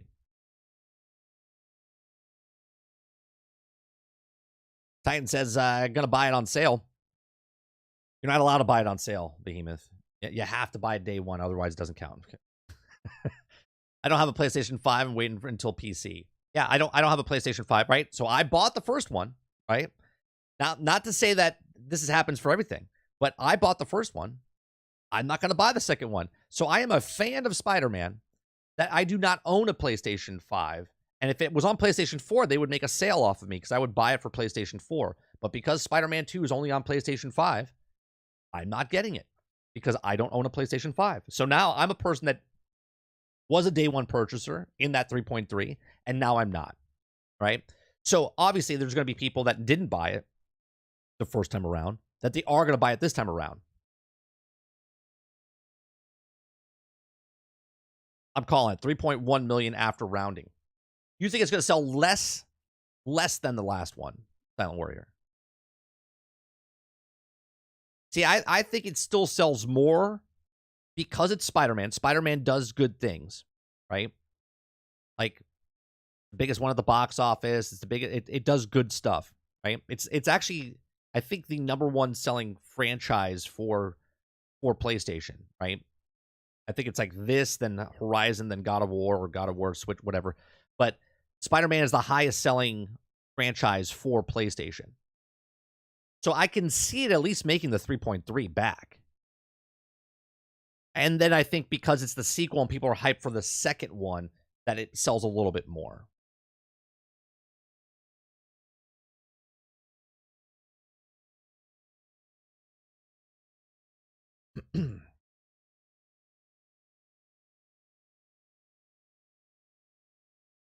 Yeah, but how is Silent Warrior shitting? The first game sold 3.3 million. He's just saying that it's going to sell 3 million copies. Or 3.1. He's only taking 200,000 away from what it sold last time. The last time was a fantastic sell of 3.3. 5 million, no question. What did you say all the way up here? Stay up here? Hold on a second. Water said 12.5 million. I mean, sure.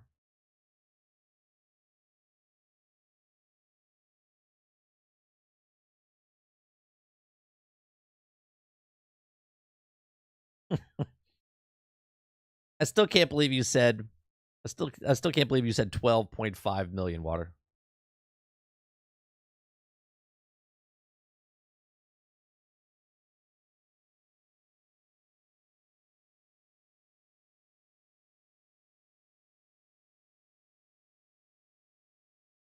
Buy from the start. It'll sell 10 to 20% of the PlayStation 5 population fans, plus people wanting to put the console to use. Right, and I think the percentage of sales. I think you get the three. I think you get the three in my head. I think you get the 3.3 million back, and then you get people that get it from the first time new, that didn't buy it right off the bat the first time. So I think that goes up from like 3.3 to like 3.7, maybe 4, and then maybe you sell 1 million for people buying the edition of Spider-Man with the bundle to get you to that 5. And I agree with that, Travis. I said 5. I've said 5 like 2 months ago, maybe even longer on this channel. I said it would probably make 4.5 to 5 million. Now, after the first month, I think this Spider-Man sells more than the last Spider-Man. The last one, I think the first one sold, I think, 12.4 or 13 million or something like that.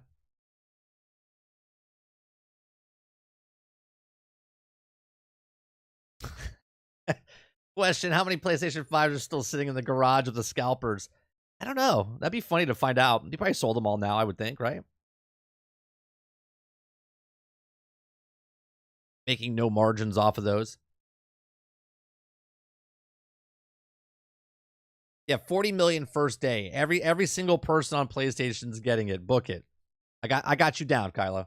I got Water. Here, let me write this down. Water says 12.5. I know you're joking, Kylo, by the way. Okay. We're gonna put that. I got Kylo for 40 mil. 40 mil day one. Got it.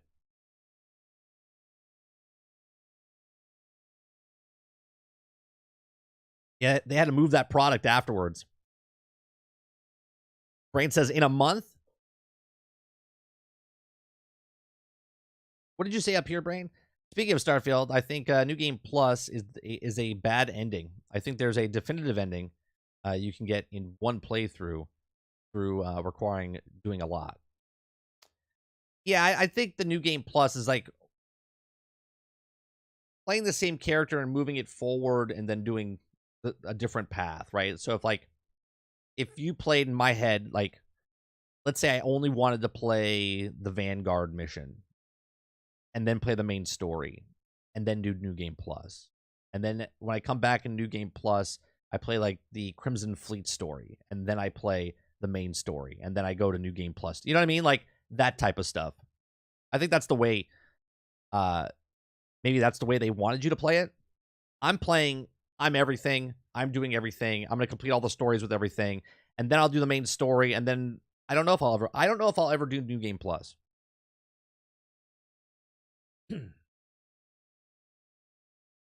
I was book it. How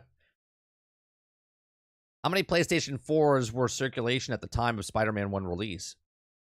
There was over 100 million. That's my point, Silent. There was like 100 in 2018. Okay. How many PlayStation 4s?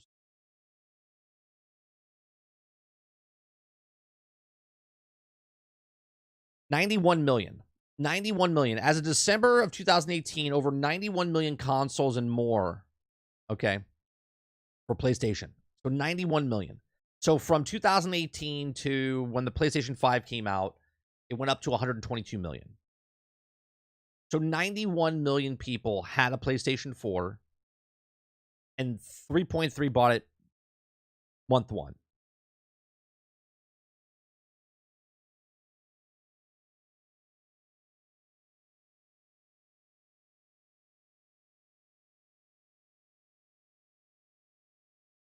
$19 million or 20 million copies. That's my prediction for its full run, Jesse.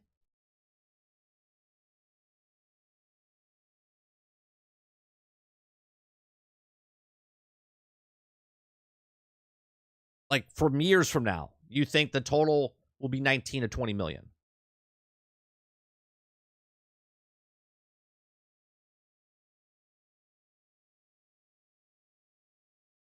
$7 billion first week. $7 billion. What's $7 billion, Travis?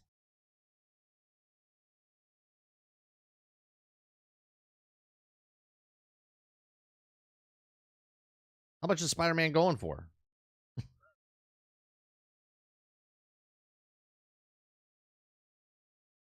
What's $7 billion?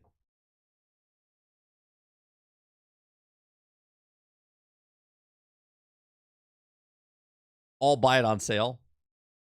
You're saying you'll buy it on sale, or everyone's going to buy it on sale? Then again, if the way it back is going, I might be getting Zimmer frames sooner than I think. The story's going to be 15 hours. That's about what the first one was, wasn't it?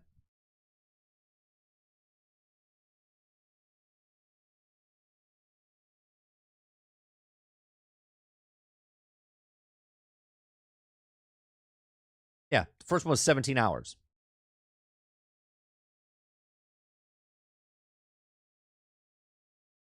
Right, there's half the amount, less than half.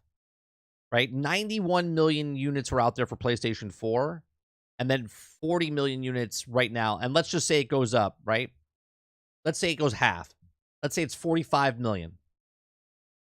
To go half less and then bring this one up double, it's going to be hard.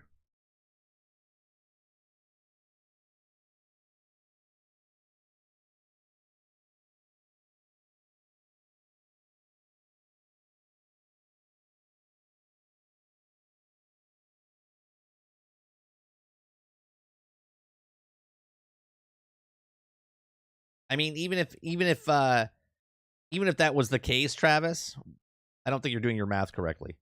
7 billion first week. If it's a $70 game, and they sold the 5 million units that you're saying, that's only what, 30? That's 350 million. Then you times that by 10, that's only 3.5 billion. So you're still off. You would have to buy 20 copies to get to your 7 billion.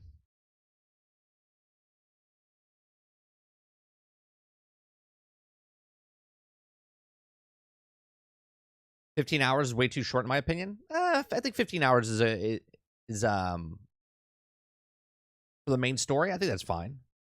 With all the stuff, with all the different side quests and stuff that you do, I think the first Spider-Man game was like 30, 40 hours.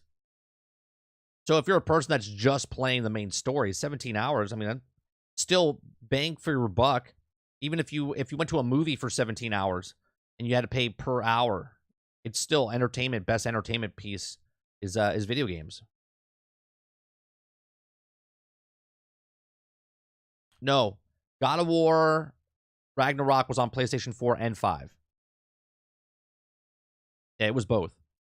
The only one that's been on just PlayStation 5 so far, I believe, is the DLC for Horizon Forbidden West and Final Fantasy. And Final Fantasy sold 3.3.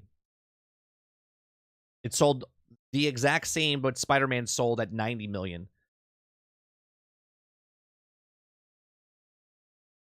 Ratchet and Clank only sold, I think, 1.2. And that's a niche field as well. The only game that sold well for PlayStation 5, and it came with the PlayStation 5, was that little robot. What was that robot game called? It's like when the Wii came out and they had the Wii Sports, and Wii Sports sold like a ridiculous amount because it was bundled with it. That robot game, I forget what that... Astro, that's it.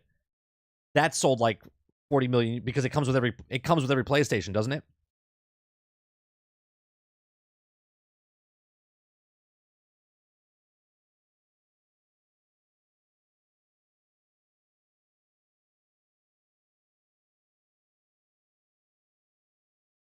Yeah, Ratchet and Clank, I'm pretty sure. It was called what? Ratchet and Clank Rift Apart, right? Yeah. It did not sell. It did not sell well. Was it Rift Apart? That was it, right? Rift Apart? 1.1 million units. Was also the best-selling video game software in the United States during this month in the release. Now, what it sold afterwards, I think that it sold more.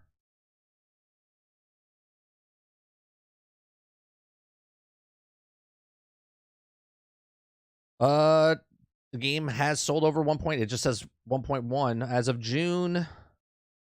It doesn't say.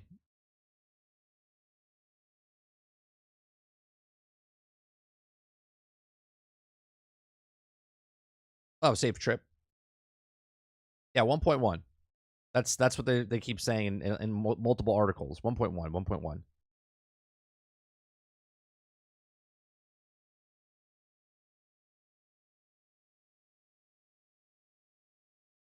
So, it didn't sell very good. But again, Ratchet and Clank is not Spider-Man, right? Spider-Man is a dominant force in the world, right? Marvel movies suck. Spider-Man movie comes out and sells almost $2 billion.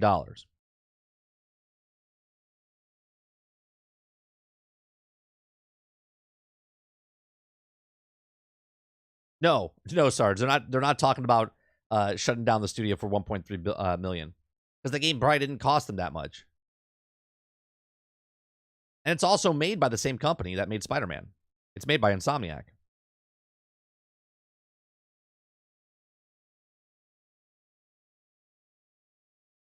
They made plenty of money from their other game, Miles Morales and Spider-Man. They made 30 total sales for Spider-Man. The total sales for Spider-Man sales, okay, I think, yeah, 33 million units. That's with the original Spider-Man game to launch on PlayStation 4. That's with Miles Morales launching on PlayStation 5, and also the remaster of the original Spider-Man that came out in 2018. So with those three versions, the original, the remaster, and Miles Morales, and I think they combined the two, you can get Miles Morales separate. You can get, I think you get Spider-Man separate, remastered, or you can get them together. Anyway, total sales was 33 million.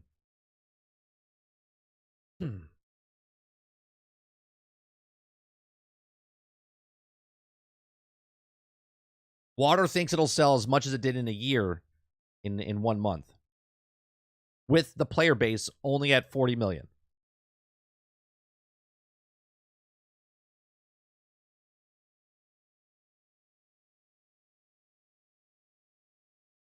No wonder they don't want to do a day and date on PlayStation. A number of the sales barely broke 1 million.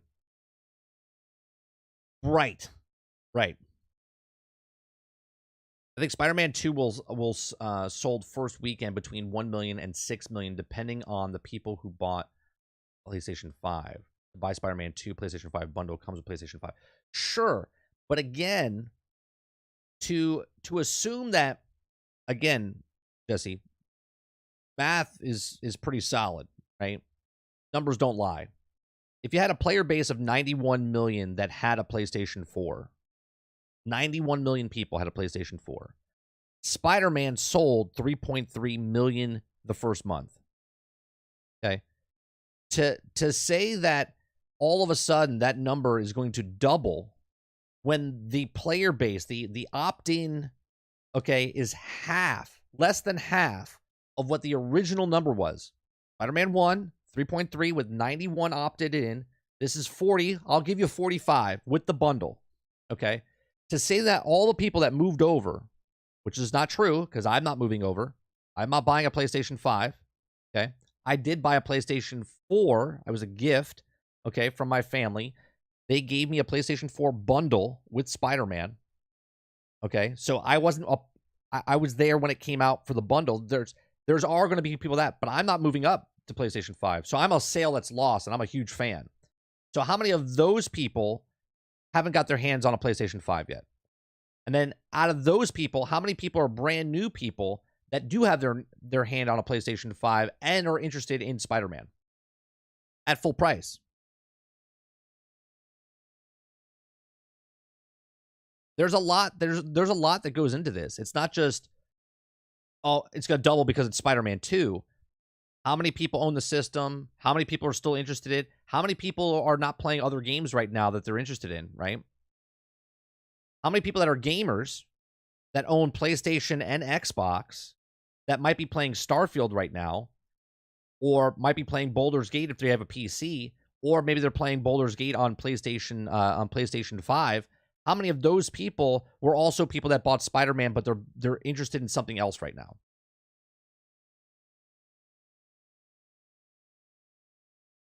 I'm less confident now. I think the drop my estimate to 5 to 10% of the population. Let's be specific.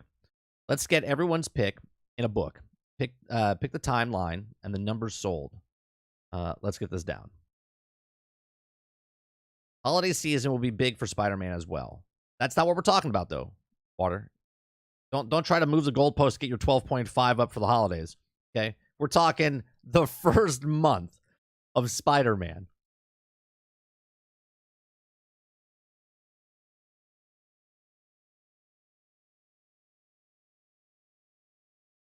I don't doubt that you're going to get to your 12.5, just not in the first month. If it had the same player base, okay, if it had the same player base as it did with 91 million, you saying 12.5 million copies sold, I might be willing to go, it's possible.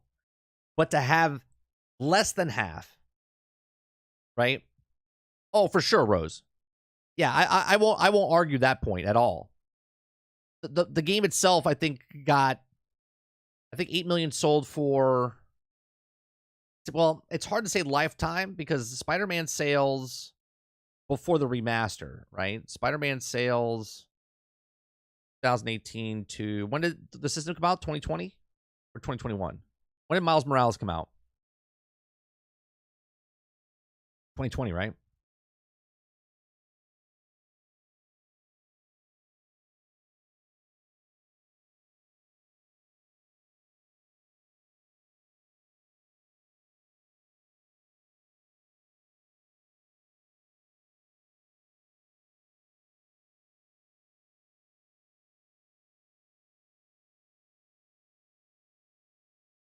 First month, 5 million easy. And I said that. I said 4.5 to 5 million is what my estimate is. I'm on record saying that months ago.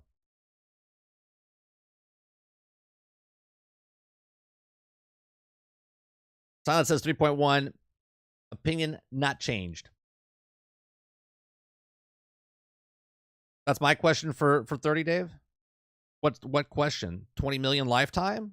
Yeah, sure.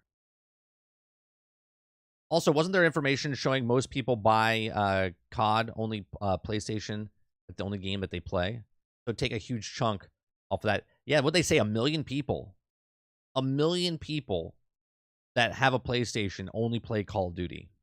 So now you're taking the now you're taking a whole 1 million people away that all they do is just buy that.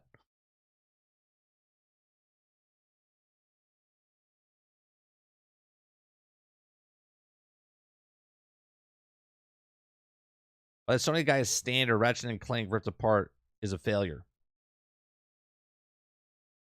But it's not a failure. But by their standards, it is a failure. I see what you're saying, Akuta Papa. It's not a failure, but by their own standards of games that sell, it's not a failure.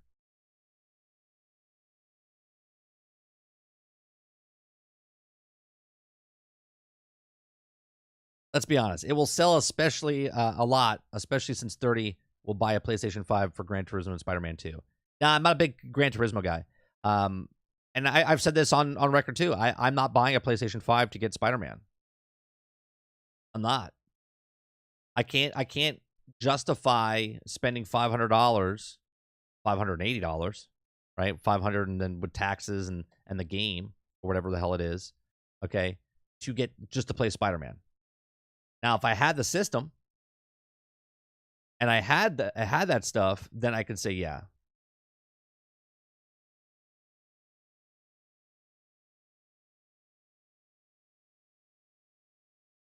Oh, for sure, Dave.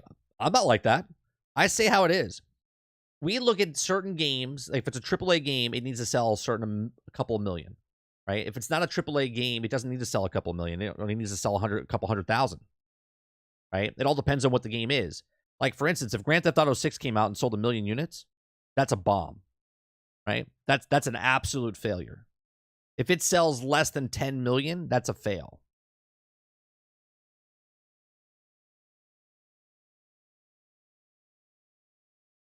Who's buying it for Gran Turismo? Not me.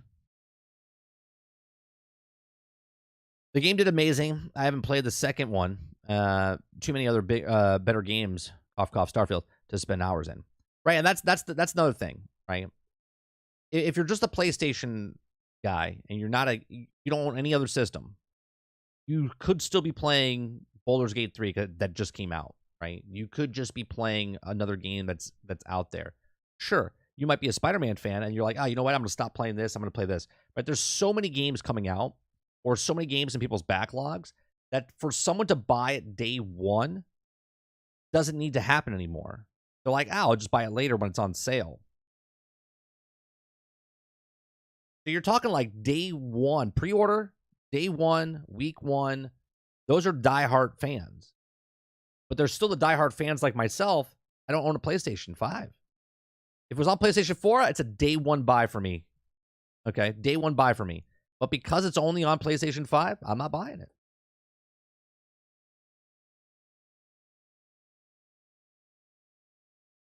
It's a fail to them, but not the market, since microtransactions run Grand Theft Auto's life.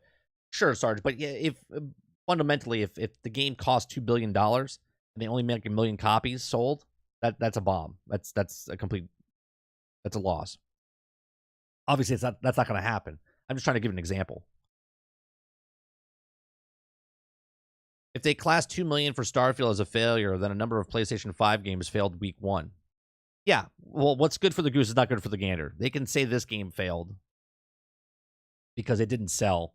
But when their game didn't sell, then they'll be like, well, the reason. There's always excuses, and that's why the goalposts always move. I tried to watch Ahsoka, and maybe I'm a snob, but its filming is so bad. Did you watch the last episode, Travis? Did you watch the very last episode?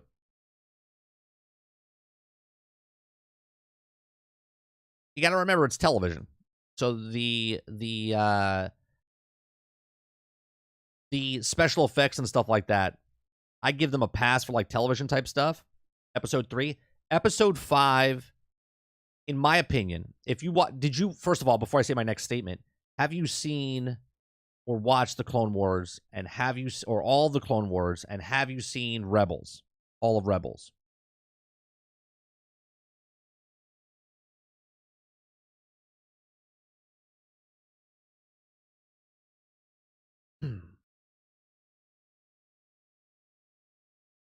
And Boo has.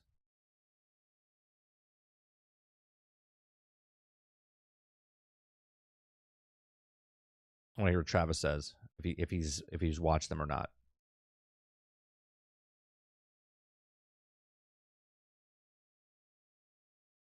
Yes, I have all the Clone Wars on season 2 of Rebels.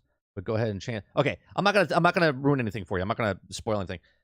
The way I'm saying it is, in my opinion, right? I'm a big Star Wars fan. I love the Clone Wars. I love Rebels. I watch a lot of people online. Now, I'm giving shit to the Ahsoka series as a whole, right? But as a Rebels fan, as a Clone Wars fan, I'm liking Ahsoka show, right?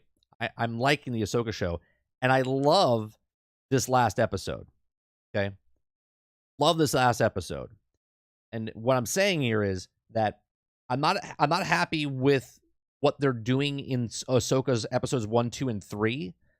But 4 and 5, 4's good. 5 is phenomenal in my eyes as a Clone Wars Rebels person. Okay, like what this last episode did for me, it actually, and I'm not like senile here, it gave me a glimpse of what I used to love about Star Wars. And I really, really liked this last episode. But the problem in the bigger picture is that I don't know where they're going, and I know it leads to episodes 7, 8, and 9. Okay? And that's the problem. But as a person that's just focusing on, this is Rebels 4.5, like season 4.5, not 5, it's good. I watched a couple of people that I watch for a lot of pop culture stuff, right? And in a podcast that I watched, they were just bitching the entire time about they don't know what's going on. They don't know what's going on. And they're making fun of certain things that are happening in the episode. And because they don't like it, like not like it because they're just shitting on it. They don't like it because they don't understand it, right? They don't understand what's happening in the show because they didn't watch Clone Wars. They didn't watch Rebels. Because they're grown adults like myself, right? They're in their 40s, maybe 50s. They like the original Star Wars. They didn't watch the cartoons because they're for kids, okay? And then they just kind of call them fan fiction. And I kind of draw the line when I was watching them because I was like, wait a minute. You read these books, which was fan fiction, but you like those books, so now they're canon to you, okay? You didn't like these shows, you didn't watch these shows, but now you're upset because you have to go watch these shows to understand what's going on. They always say that they like, well, it's always about the lore, you got to stay with the lore. This show is sticking with the lore 100% to Clone Wars and Rebels.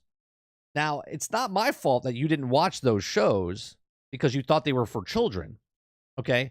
But Ahsoka show is actually a really good show, and it's sticking 100% to the lore that was set in Clone Wars and Rebels. So they're doing a fantastic job, but the people are shitting on it now because they don't understand the things that are happening in the show because they didn't watch Clone Wars. They didn't watch Rebels. Like, if you didn't watch Clone Wars and you didn't watch Rebels, you're going to be fucking lost. I'm sorry. You're not going to understand what's going on.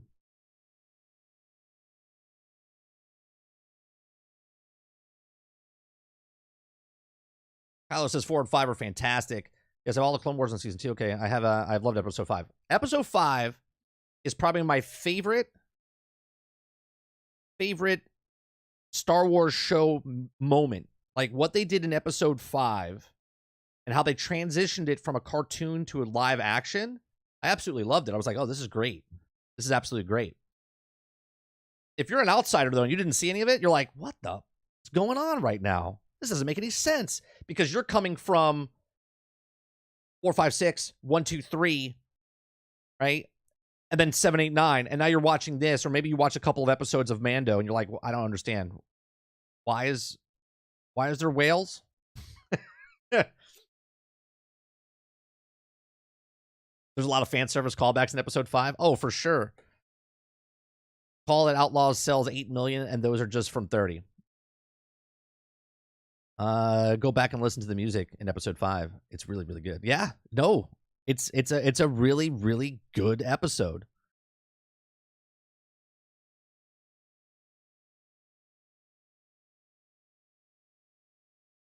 So you're not worried about being reset anymore? No, there's different, right? Going into Ahsoka, I said I'm gonna give it a shot because I knew it was gonna be. I knew years ago it was going to be a continuation from Rebels because it had to be. Because when they started rumors about Sabine and Hera and all them, I was like, oh, it's just going to be a continuation of Rebels. But then the World Between Worlds, which they kind of hint and whatnot, they can change stuff. But at the end, I could be entertained to watch what I like. I liked Rebels. I like Clone Wars. I like Ahsoka. I think she's one of the best written characters in Star Wars, right? Everyone looks at her and is like, oh, wow, it's woke. Because if you watch Clone Wars and you watch Rebels, it's one of the best written characters in Star Wars, bar none. Movies, shows, cartoons, books.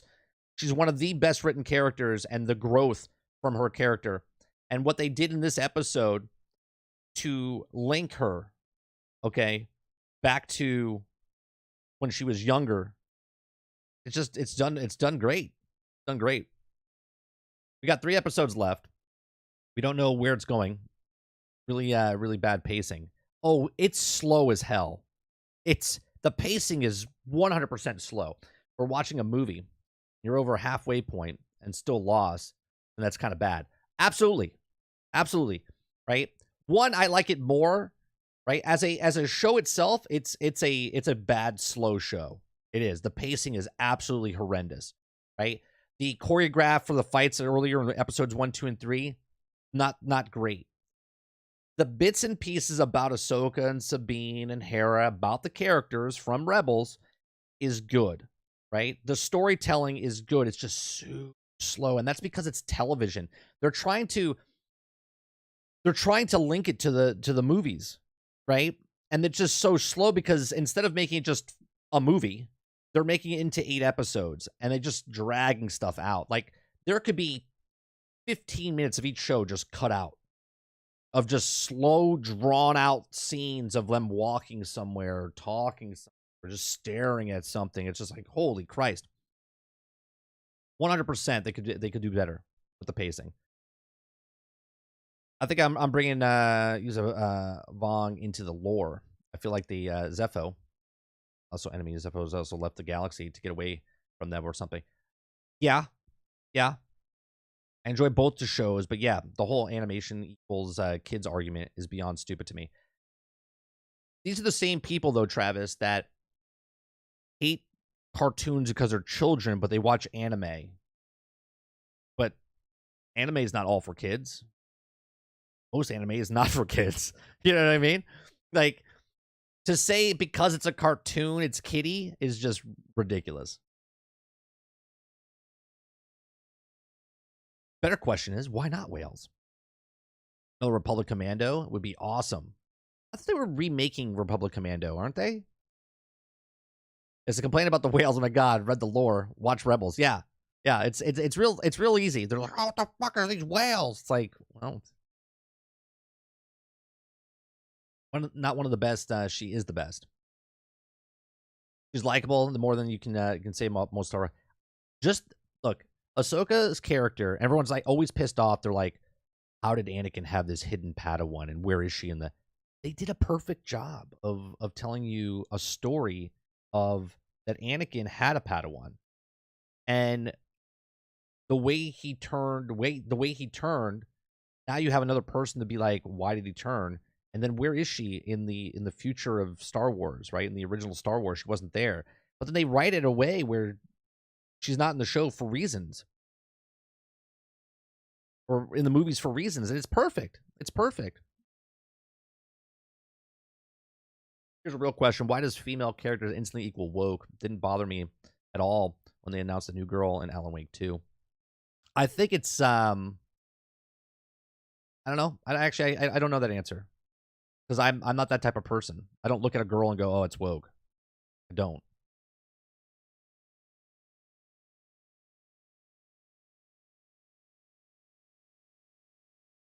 Hayden acting is hard out. Oh, dude, Hayden did a fantastic job. Dude, and they did such a good job. I don't want to ruin it for anybody. They did such a good job with the what's the word I'm looking for? I can't think of it right now. The style, the art department, how to call back when he was in episode 1 compared to, I'm talking about Clone Wars, like in the beginning season 1 to like later in the show, like the hairstyle, the length, and then the hairstyle how short and stuff like that. They did a phenomenal job. Continuity. That's what I'm thinking of.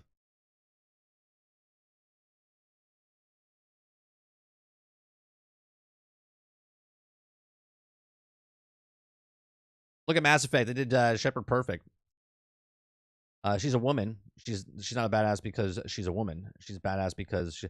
Yeah, I played Mass Effect as a dude. I didn't play Shepard as a girl in Mass Effect.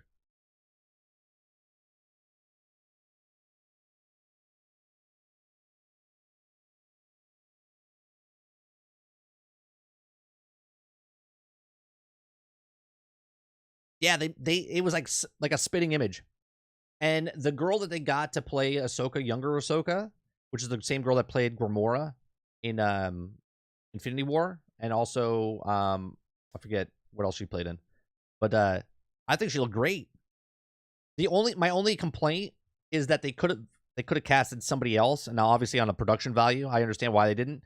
But the scene in the beginning, if you know what I'm talking about, she was like 13. And then the scene at the end, she was supposed to be like 16, 17. So obviously she would have changed.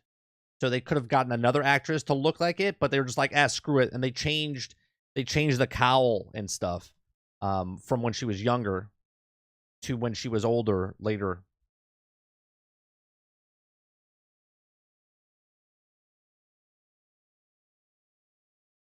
I played Mass Effect, all the games back to back, male and female lead. It was amazing and different both times. Such a good game. Mass Effect is such a good game.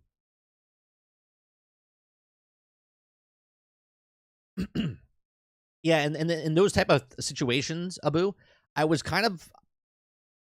really like the actresses that played Ahsoka in the voice. Get her name now. Ashley, you know who I'm talking about. The voice actress of Ahsoka in the show.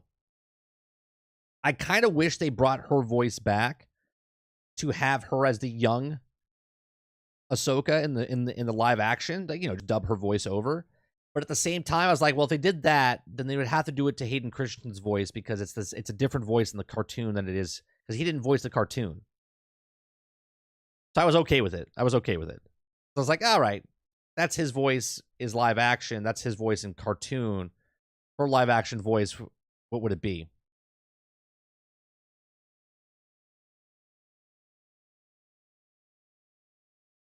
Yeah, if you guys like RPGs and you haven't played the Mass Effect series, you're doing yourself an injustice. Like, you have to go play that series. Fantastic. Rebels' creativity added to the depth of the Star Wars was confusing to many. I feel the broadening of the concept of Rebels was interesting. I hooked on to Rebels right away. What I liked about Rebels right away was that Ezra's character wasn't anybody we knew, and I was like, well, where's he going? Ashley, that's it. Eckstein. Yeah, that's it. Yeah, I didn't mind it either. It just it took me out of that. I was like, oh, wait a minute. They should have used her voice there. But they did so much fan service, and I like the way they filmed that whole scene, because they're filming on the volume, that stage that's all, and the way they're filming it, I thought was great. Like, people could talk shit about Dave Filoni and they don't like his writing or whatnot. He wrote all of Clone Wars. He wrote all of Rebels. He's a good writer. Now, is he a good director as far as live action? I don't know, man. These are pretty good. Like, he directed this last episode, and there are some beautiful, beautiful. Speaking from just a artistic point of view, there's some beautiful shots in this show that he did.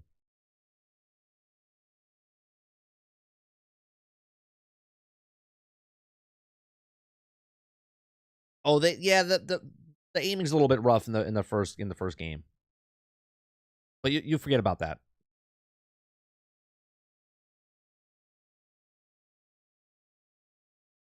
Anakin was 19 years old in the Clone Wars. See my boy Hayden. No. He wasn't. Well, was he? Because he was 8, and then it was 10 years later. He was 19. But that takes place in the Clone Wars. Was he 18 or 19? Was he 19 years old, Jesse? I'm trying to think, because he was 19, she was 13. Yeah, that's right. That's correct. He was 19, she was 13. And by the end of the Clone Wars, she was 16, and he was in his 20s, like 20, 22, 23, something like that.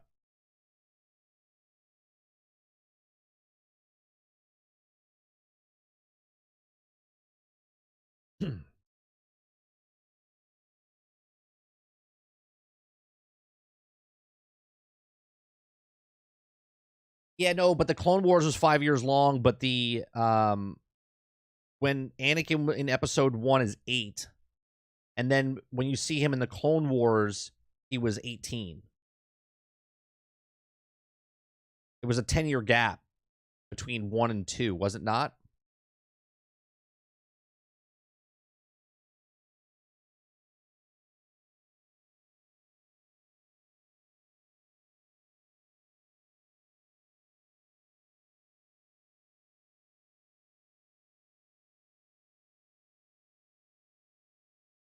Yeah, 10 years. Yeah, episode 1 and 2 is 10 years. Between episode 2 and 3 is 3 to 6 years.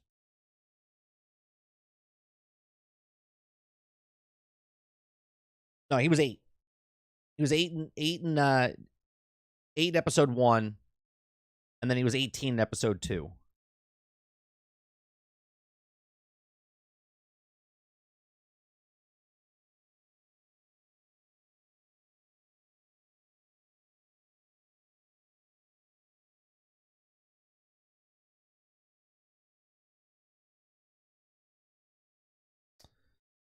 Padme was 14. Actual characters are 5 years apart in Phantom Menace. Elected Queen Padme is 14, which is weird on its face, no matter the mental gymnastics, I suppose. He's only 9. Jake Lloyd in the first prequel is only 9 years old. Yeah, but he's 9 years old, but the character is 8 years old. Pretty sure. Either way. 18, 19.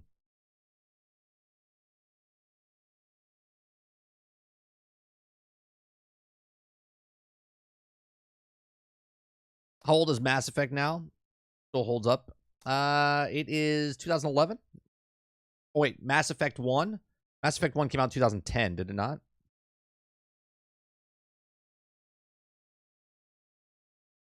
Oh, no. 2007. I'm mistaken. 2000. Mass Effect 2 came out then. Mass Effect 1, 2007.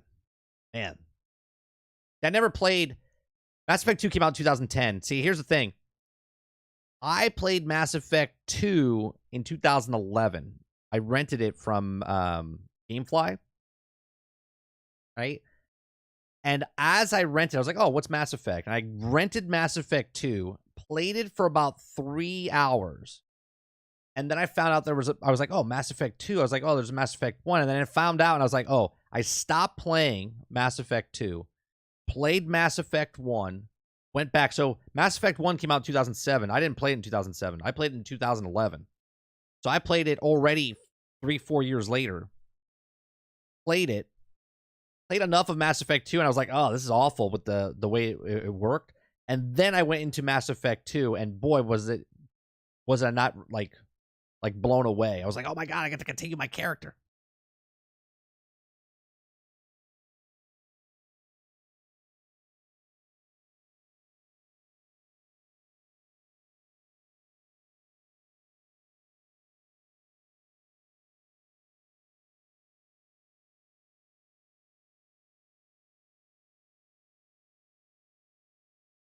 The ability to strategize before your fights in Mass Effect is still something I have not found in other games. It's amazing.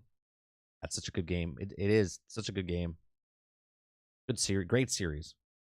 And Mass Effect 3 is really not bad. People don't like it because Mass Effect 2 is so good. Imagine a Mass Effect style game in Star Wars? Well, there was. I mean, BioWare made Knights of the Old Republic 1 and 2, which is a phenomenal game. Fantastic. I mean, it's a phenomenal game if you're a Star Wars guy.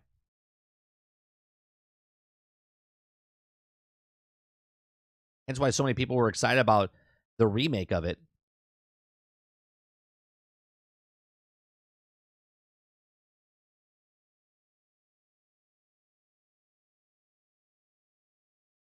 Yeah, absolutely. I absolutely love the. Man, we went all over the place. We were talking about Ahsoka, and then we went to Mass Effect. Now we're.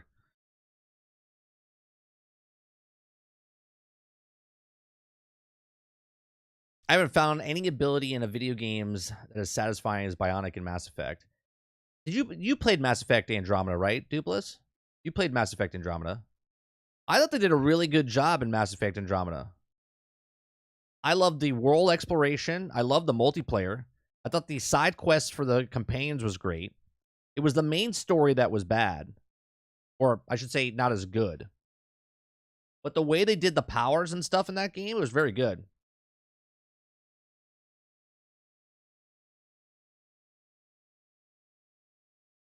Travis, the way the amount of hate that Mass Effect Andromeda is getting or got, I feel is the same way that Starfield is getting.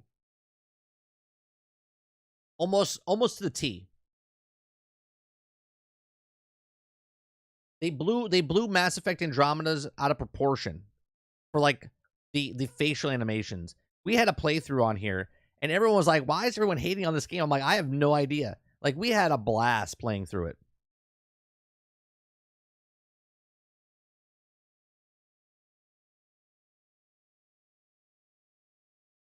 The difference was Andromeda wasn't a 2016 game. Again, here we go. Right?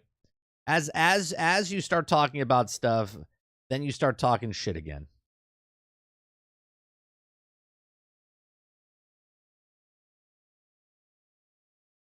People were literally talking about Andromeda, how the graphics were not up to date for that time. And I'm like, what are you talking about?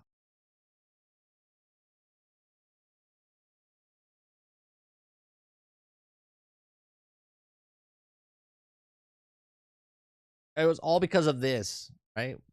Mass Effect Andromeda. The if you just go to pictures, go to the image. This is the thing that pops up the most. Where is she?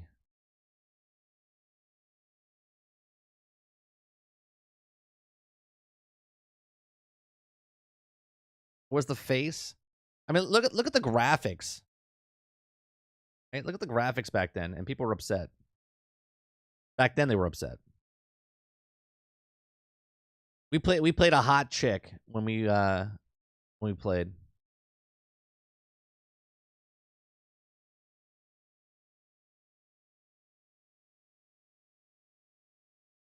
Where was the face? That whole.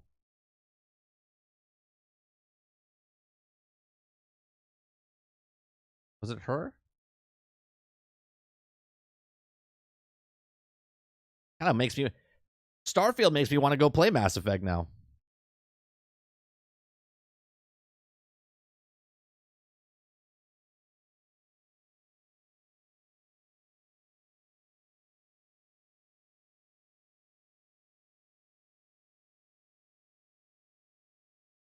My biggest the most thing I was upset about in Mass Effect Andromeda, when you had sex in that game or you romance someone, they didn't show anything. You just went to a black screen. I was like, prudes.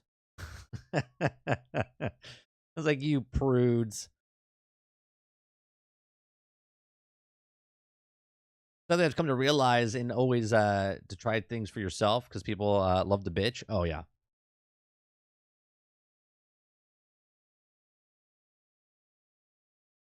30 days, 30 days hot chick with image of woman in clown makeup. No, my girl was I will re-download it and show you.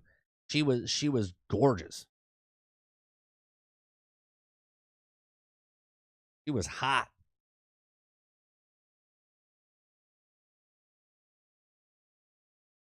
You'll recognize it as soon as you see it. Yeah, Andromeda is here, like face glitch. Yeah. Yeah, there it is. This is the one people were freaking out about. This one right here. This one right here is what people were freaking out about. What's wrong with her face?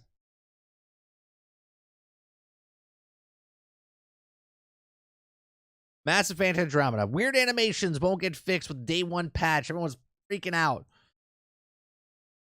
Freaking out. The internet was going haywire.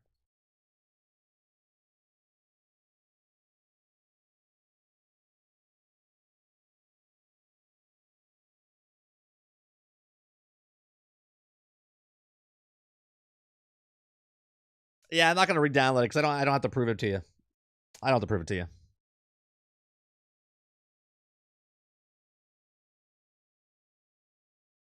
Bring it on, re-download it, prove me wrong. I'm gonna have to. I'm gonna have to go back. Maybe I'll take a screenshot. Maybe I actually have a screenshot. Would it be on? It would be on the. Does this Xbox go over from the last one? I don't even know. Let me see.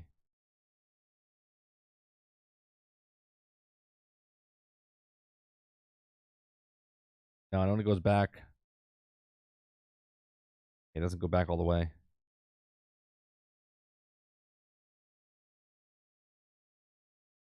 The face does look awful, though? Sure, but not like a meltdown of the internet where the game is completely trashed because of one NPC character that was like... Come on.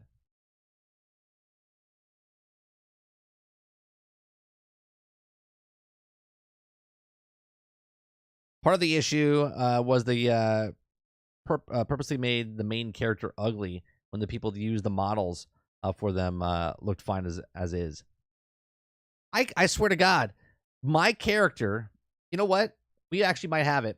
Let me go to our Twitch page real fast because we did a playthrough. It was on Twitch when I did it. I'm not sure if we still have the videos up there.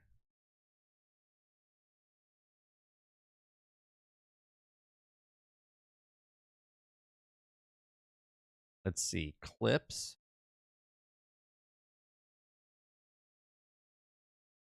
Oh. Let's see. Mass Effect Andromeda.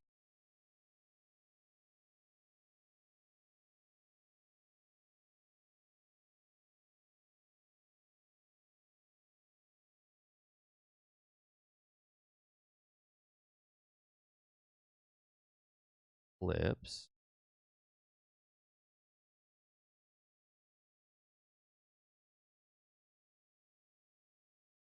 Oh no, that's a glitch that happened in the game. That's a glitch that happened in the game. It's not going to show my character there.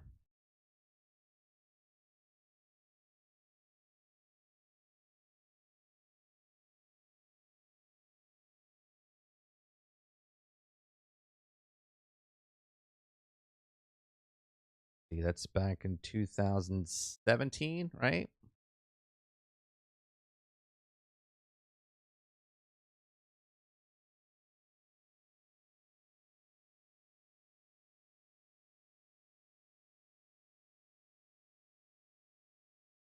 That's Destiny. That's Fortnite. That's... What game is that? That's Borderlands.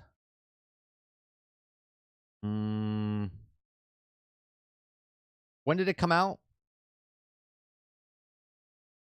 When did Mass Effect Andromeda come out? It came out in...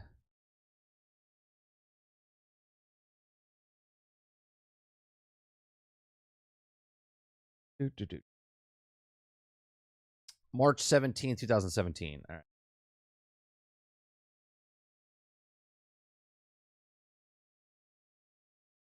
March 17th. We played it right away. It's May.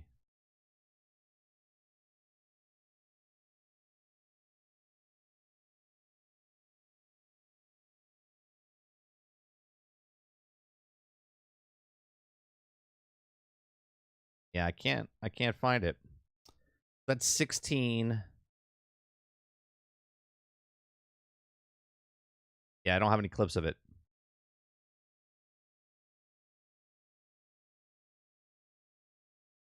Yeah, I had one clip and it was I got dicked over in the game.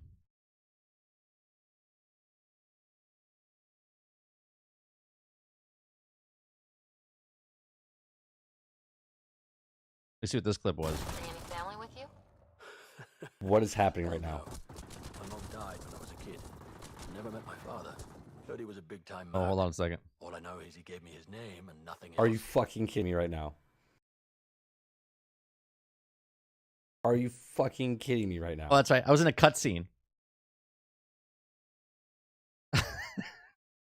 I was in a cutscene. What is happening right now? And it pulled me out of the cutscene, and they killed me during a cutscene. Big time merc. All I know is he gave me his name and nothing else. Are you fucking kidding me right now? Are you fucking kidding me right now?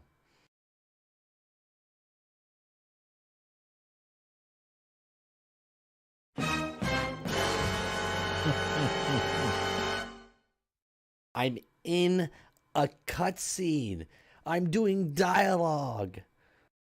How the fuck is a computer player going to come in and kill me in the middle of that?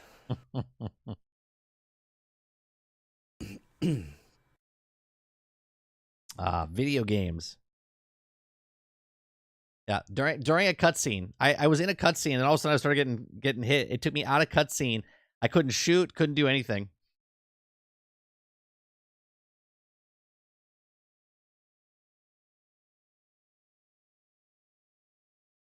You gotta get your eyes checked.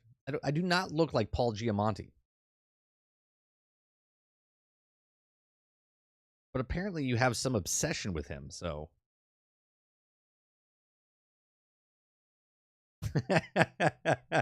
Now that's funny, Dupless. Oh, man.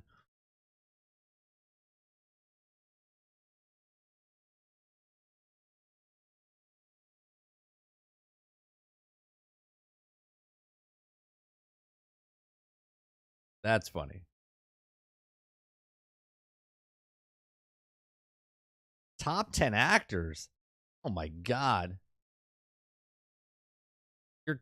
Your taste in actors is the same as your takes.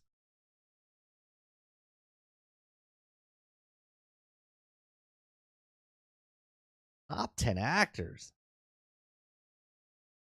Talking about.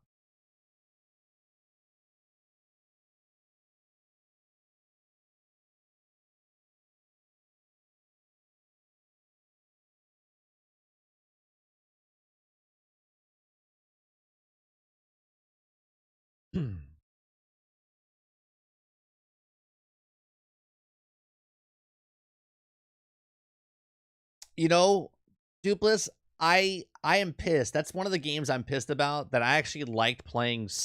I like playing solo, single player, and leveling up all my characters, like Alpha Mike and stuff like that. And then they shut the fucking game down. I was like, all right, cool. I'll just play it offline still. Nope. You can't play it offline. You can't play it at all. You're not allowed. I hate that.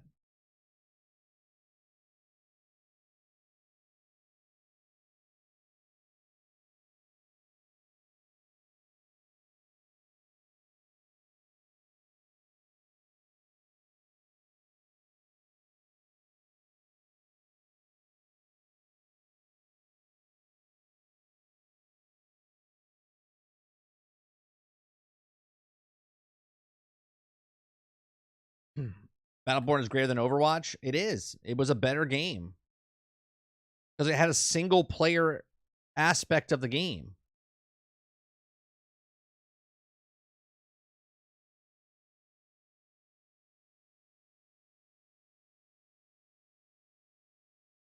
Paul Giamatti is a great actor, certainly better than some loser like George. I can't act Clooney.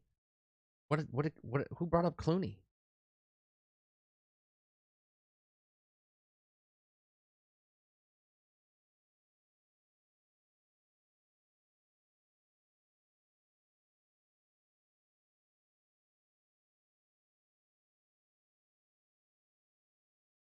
Only flaw that coming out of the same time as Blizzard, aka the evil empire of gaming. It was such a shit moment for it. Like it wasn't even the same game, and people were comparing it to each other. They're like, "Oh yeah, Battleborn's like Mass Effect." I'm like, "No, it's not. It's nothing like I'm sorry, not Mass Effect. Overwatch." I was like, "It's nothing like Overwatch." It's like, what are we talking about? Battleborn is nothing like Overwatch.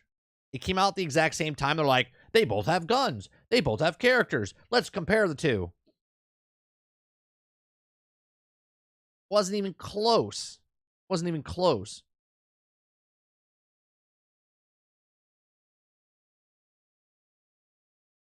Remember when Blizzard was a good company? That's okay. Blizzard doesn't even remember. But you don't have phones? You don't have phones? What was that, 2018 when that happened? The phone incident? Or was it 2016? Weren't they both arena shooters? No. So Battleborn was a single-player co-op, single-player campaign, and then there was an arena MOBA. Okay, there was a MOBA. And Overwatch was a no single-player, right? Just playing a hero shooter.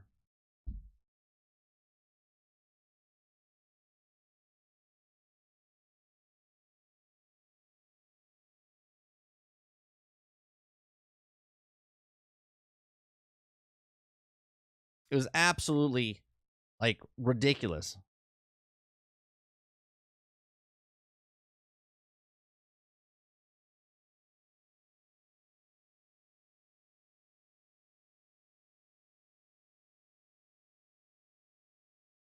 Yeah, Battleborn was a free-to-play, first-person shooter video game developed by Gearbox Software and published by 2K, right? It was a hero shooter with elements of multiplayer online battle arena, is what they said, right?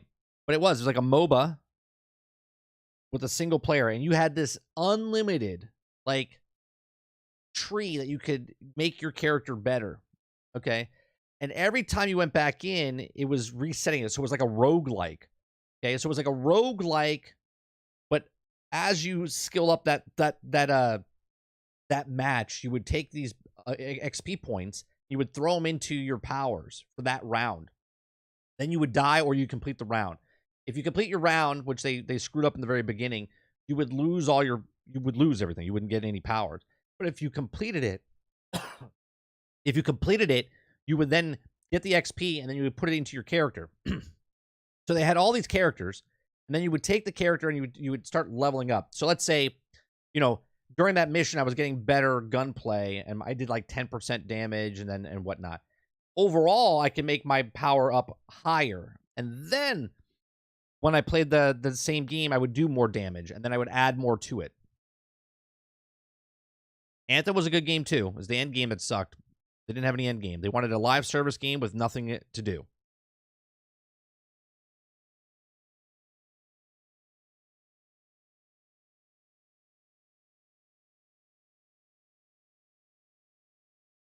Battleborn was 1 billion times better than Overfall. Yeah, they missed it. That the humor in Battleborn was also great. It was like a Borderlands. I mean, it was made by 2K, by Gearbox, and they had all these heroes and all these things that you could do. I like the art style.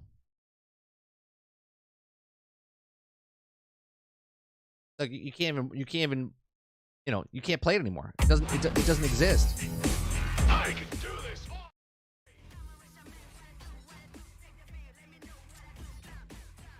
Right? The trailers showed the arena type thing, like the MOBA. There's a first-person MOBA.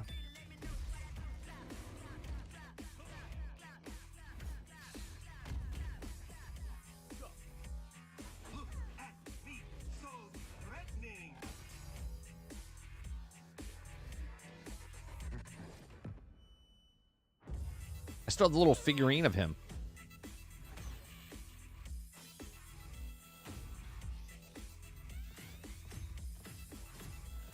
Tales of the Borderlands, that's the ones like Wolf Among Us and stuff like that. That's the play your own adventure type thing, Travis, right? I played that.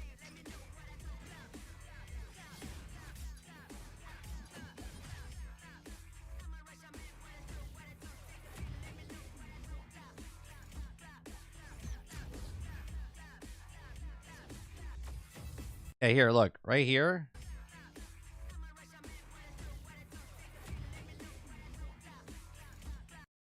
Right? You would have your abilities, and you would go up this track. And this was in each round. And then you would level up your character overall.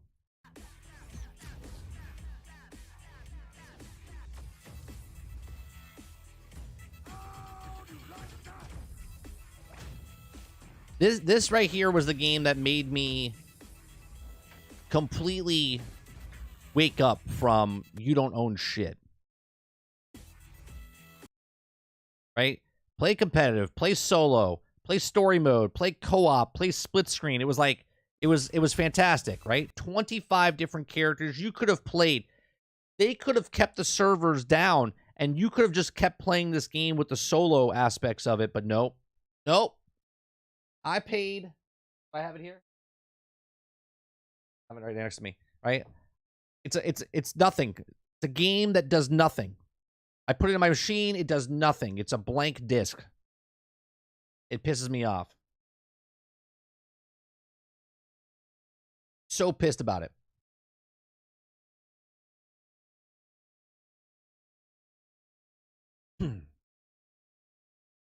It's such a bullshit thing. That's when it changed for me. Right? 7 years ago, right? When I played the game, and then they were like, "Oh yeah, we're taking over." It failed because of Overwatch, and because I could play a story mode, solo, co-op, split screen, all that stuff is offline. Because they didn't want to do the MOBA stuff anymore, they completely shut down the entire game. Now I have a game that I have that does absolutely nothing. Well, the game released. Was it 7 years ago? I know the trailer came out 7 years ago.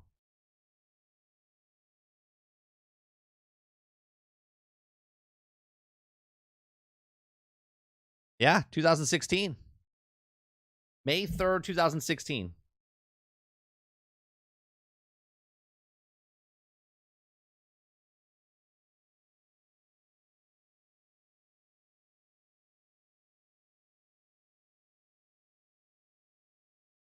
Yeah, it's stupid.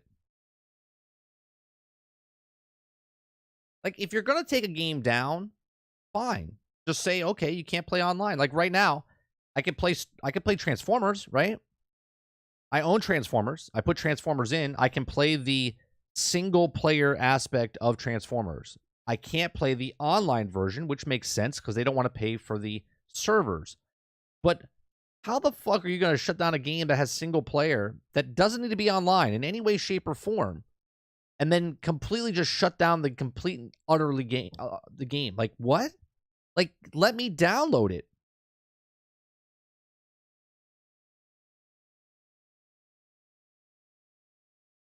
That was one of the selling points.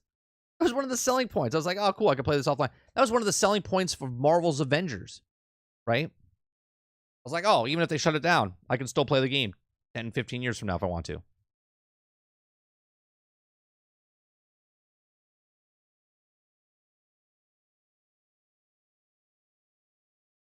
Yeah, we already said that, Travis. We said that was one of the reasons I said they'll probably take it. They'll take it down. They'll probably remove the microtransaction store as well.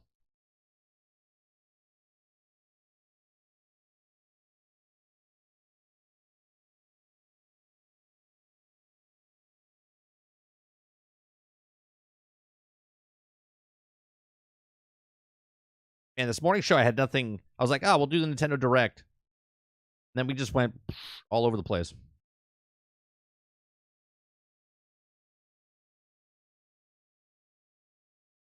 Oh, the forced online crap is the worst.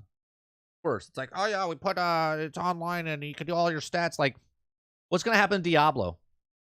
What's going to happen to Diablo? Is Diablo going to have that years from now? Where all of a sudden they're like, yeah, we're shutting down the servers. It's done. Are they going to shut down the whole thing? Even if it's a single player game because it's a shared world now. Are they going to shut it down?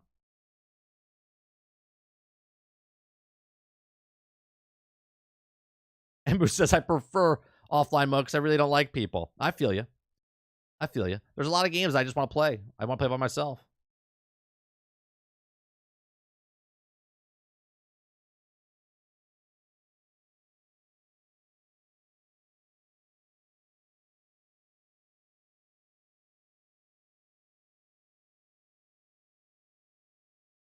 Crap, man.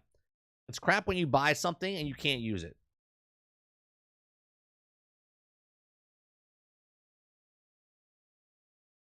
Well, I think even if it does well for the longest time, as soon as it stops doing well, Sarge, that's when they're like, oh yeah, we're just shutting it down.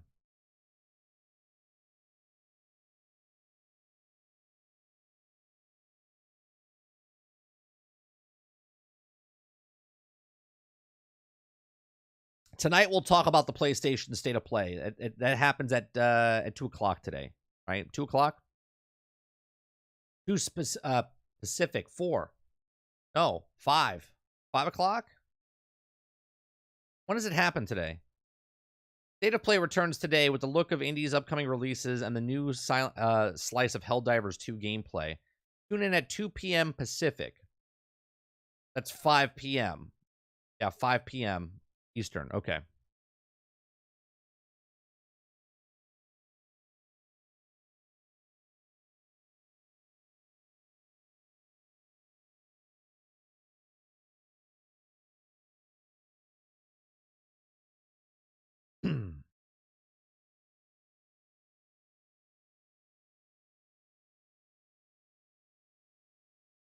That movie's gonna bomb.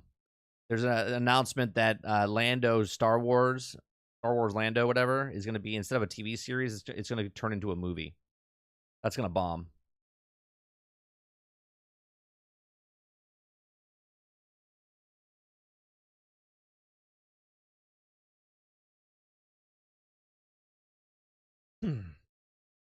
I hate it in Destiny. I'll be doing some seasonal thing, and I gotta babysit 2 dopey ass donuts that are both blind and dumb, and I'm like, just let me play alone. What I stopped liking about Destiny is that they took away the beginning of Destiny. Destiny 2, you can no longer play. It doesn't exist. It's not there. You cannot play it. I can't play the Red War.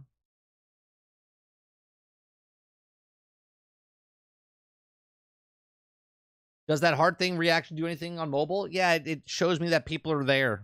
Like if you hit the button, you see the hearts fly up.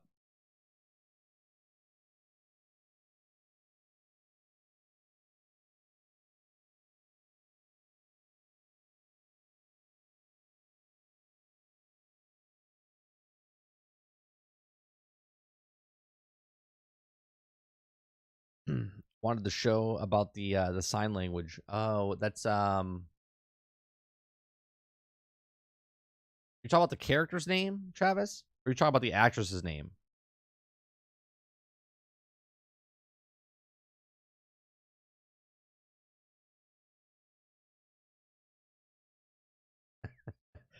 somebody in Starfield made a ship that is shaped as a gun.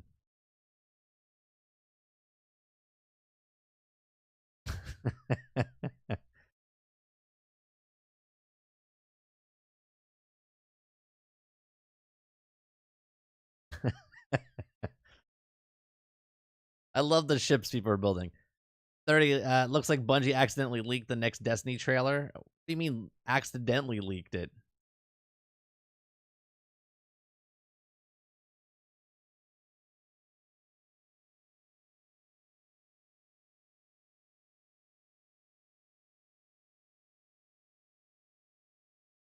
Drop D2 year 1 gone. $100 you drop Forsaken, but all $10 of it now gone. Next on the chopping block will be likely the Shadowkeep.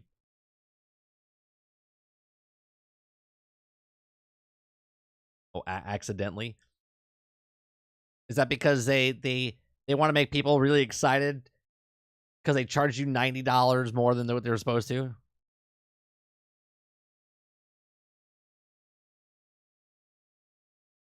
There's actually a guy who built a giant penis. It was on. I saw it the other day on the on Twitter.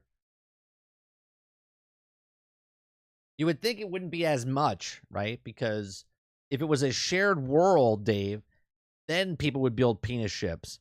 But because it's a single player game, not so many people want to take their time out of their day because no one's going to see it unless they take a picture of it and then put it on the internet. So.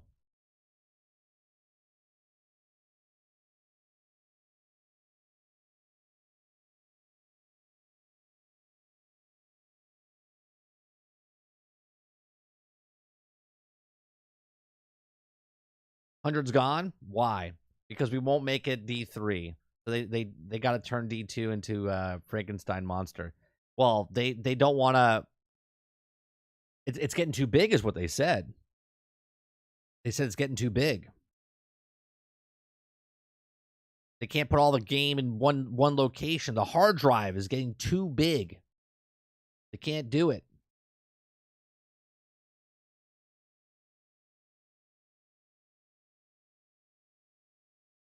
What's that now? Big improvement, quality, performance. Oh, Jedi Survivor. Now people actually get to play it.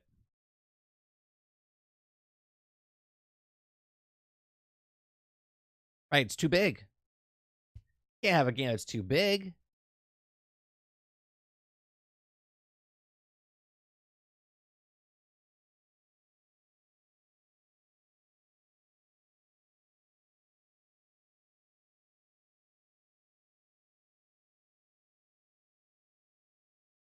Just too much memories happening inside that hard drive. The answer is not, you know, get a bigger hard drive. The answer is, no, it's too big. We can't ask someone to get a bigger hard drive. We have to ask them for $90 extra.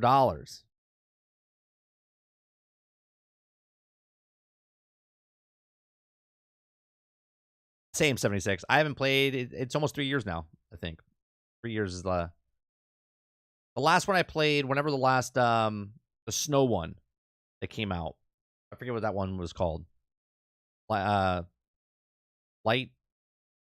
something.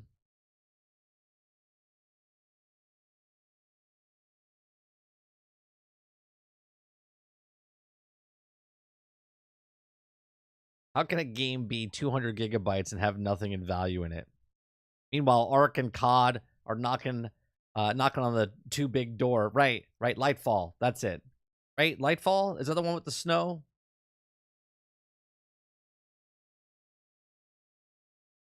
That's right.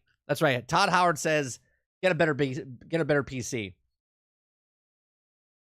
Which, I'll be honest, Rose, I'm not offended because I probably do need a better PC, right?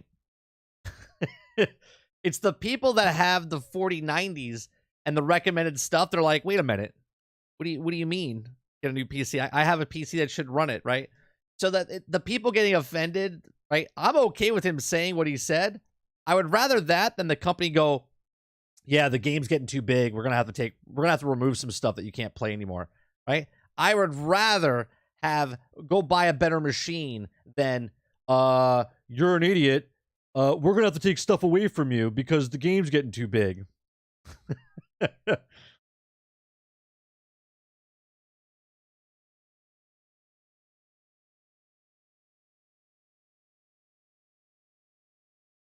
Here's an even better idea. Play on the best system for Starfield, PlayStation 5. That's right. People are so butthurt about it, Travis. They're literally putting the PlayStation in a mod so people feel like it's on a PlayStation.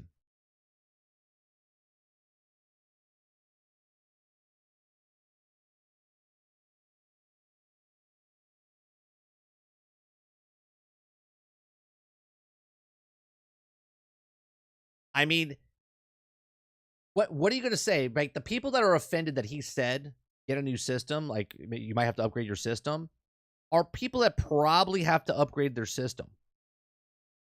You know what I mean? The people that are having 4090s and all the stuff, like I have a 3060. I haven't tried yet. I have an RTX 3060. I don't have a 3060 Ti. I have a 3060. Okay. I should have okay time playing the game. Okay. Am I going to want to max out the graphics and then everything? I would love to. Is it going to run very good? Probably not. Okay. I would probably need a better system. But I shouldn't get offended if he says, well, no, we optimized it. You just don't have, you might have to upgrade your system.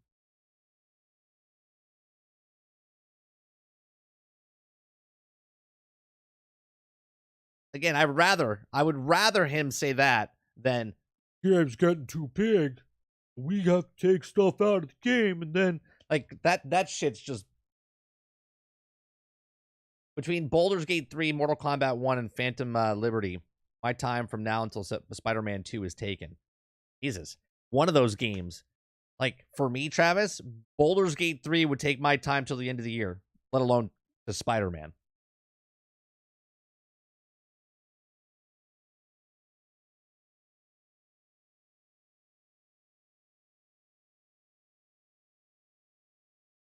I just think it's funny, though, that people get upset that Todd said that.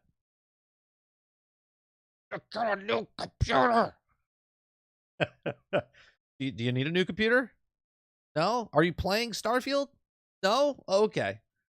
How dare him? I'm going to get a new computer. What do you mean? My 960 GPU can't run it? Exactly. Like, that's any game. Literally any game. A brand new game comes out, and you try to play it, and you're like, oh, man. Like, you could play it on, like, low quality, medium quality, put the shadows down, right? And you can play it, and you're like, oh, yeah, it looks fine. But if you're trying to, like, play it the full capacity, and your computer's like, whoo, it sounds like a jet taking off, you might need a new computer. You might need a new computer to play that game. Happened all the time. All the time when we were younger. We're like, oh, yeah, we're going to play this new RTS game. You're like, yeah, not on that computer, not. Like, all right, guess we'll wait.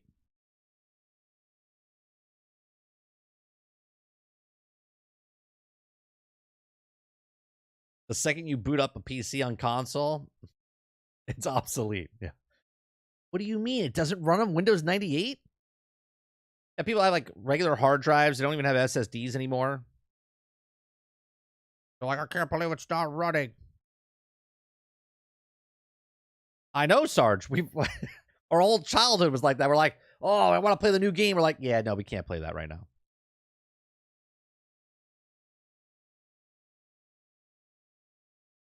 Hell, it's making my CPU cooler, sounding like a jet engine. I've had early access to Baldur's Gate since day one, and now I'll be playing is Starfield to the end of the year. I'm as of right now, I'm gonna try to. There's gonna be I'm playing Starfield to the end of the year for sure, but I'm trying to fit in other games in night. So we're playing Starfield. We might do another full week of Starfield, and then I'm gonna try different like little indie games and stuff like that. Like there's a game called Kart Superstars, which is the same makers of the Circuit City Superstars, the go-kart racing game. We might play that a night. We might want to go back and jump into a new season of Division when they put the new season out. We're gonna try other games again. I want to play the update to Starship Troopers.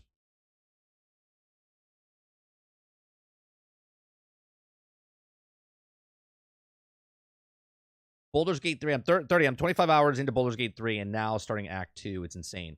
Well, Travis, I'm 105 hours in to Starfield, and I've completed one faction. One faction. I don't know what act that is.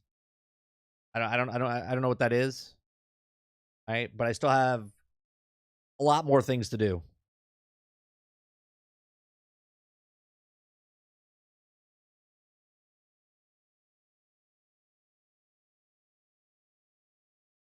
So, I mean, I'm getting I got my money's worth. The line that we did yesterday, the Vanguard took us, the missions that we did yesterday and the night before, the Vanguard took 8 hours. Just for the Vanguard faction.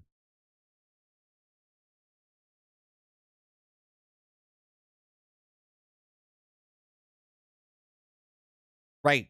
That's not even part of the main story. That's just a side quest for one faction.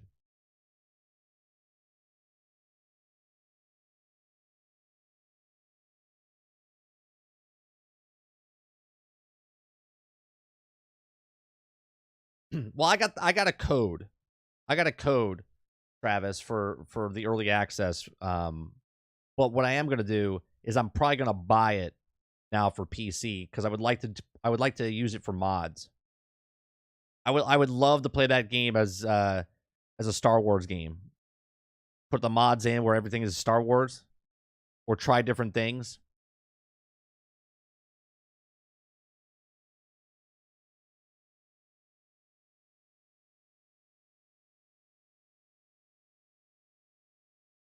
$89.6. Is there a way to look on the game, you guys playing Starfield, to find out what percent like you're completing? You know what I mean? Of like the total. You know how games do that?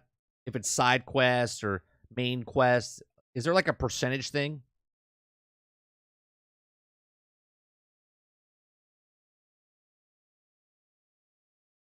I like to buy a free game.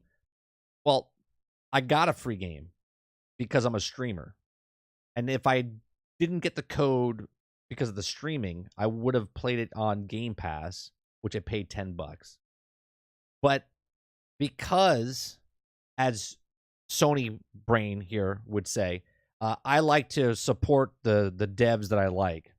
So I like Bethesda. So I would purchase the game on Steam so I can get then the mods.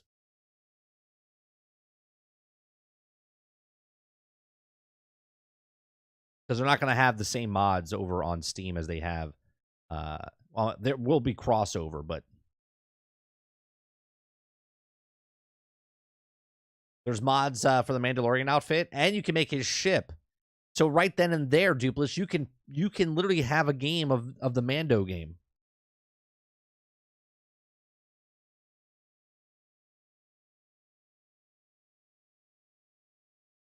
You don't support devs, you support IPs. I mean, supporting IPs goes into the devs, does it not?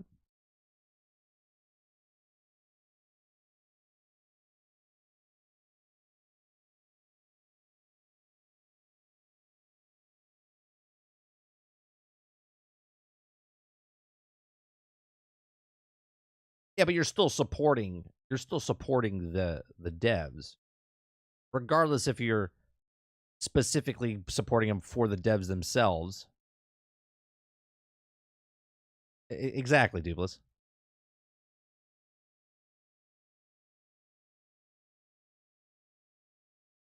I mean, however you feel to make you sleep at night, right? Supporting an IP, if it's made by a company that you like, is supporting the devs.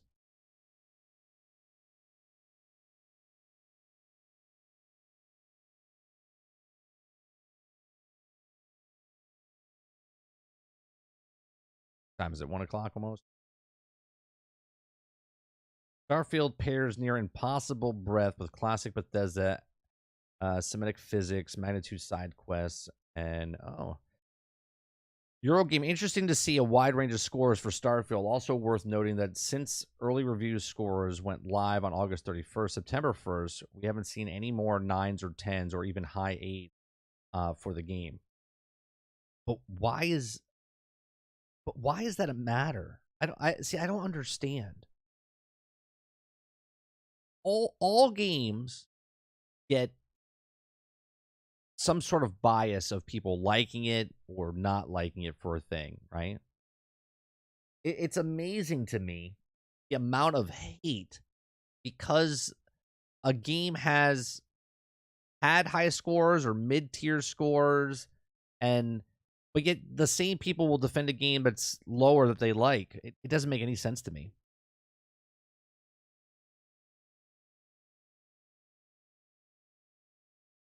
Crap. I have a meeting in 10 minutes. Later, Silent. Yeah, Ratchet and Clank looked like a great game. Looked like a great game. I've never played any of the Ratchet and Clanks. I watched who did I watch play it? What streamer I watched play Ratchet and Clank. It looked good.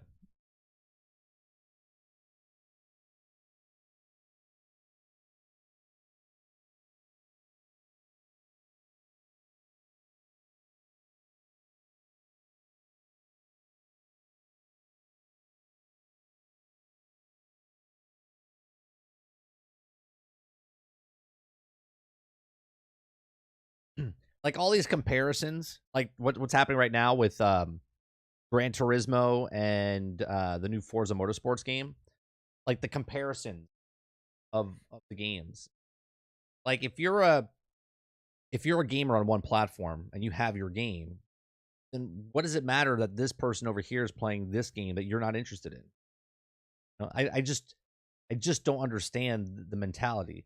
They're like, well, if you like this racing game, then this is a trash game. It's like, well, I don't own that system. I own this system, and this is the race game that comes out for this system, so I'm going to play this system. They're like, well, this is far superior than that system. I'd be like, yeah, but I don't own that system. I own this system. I'm always baffled by it.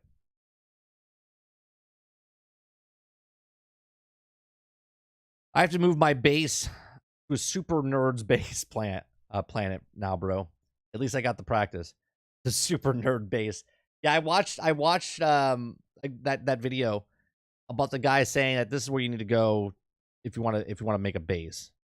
He's like, because it's ridiculous. See, now I didn't realize this, Sarge, until about 3 days ago, which would be like 70 hours. I slept on one planet and I was like, I don't understand, because I forget if you asked with the UTC or someone asked with the UTC, it was a universal time. I was like, why does it do that? And I forgot that this game literally keeps track of where all the planets are. So if you go to a different planet and it rotates around the sun, it's the farthest planet from the sun. 1 hour goes by like 30 hours in normal time. Okay. But 1 hour on that current planet time. Yeah, the time difference. I was just like, that's insane. So if you have a base on one planet that when you rest, it's 1 hour to 1 hour, like it's like 1 to 1, then you only make that much amount of stuff, because if time passes, you still make the product.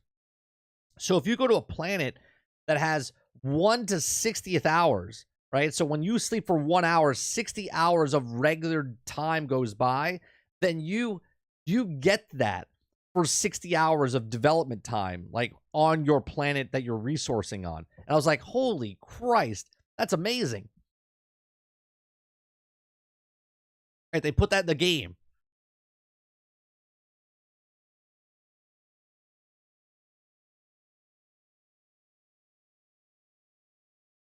Venus is one of the best for that. What's the time? What's the time difference?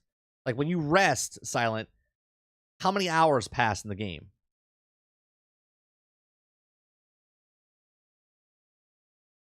Like for that local time in Venus.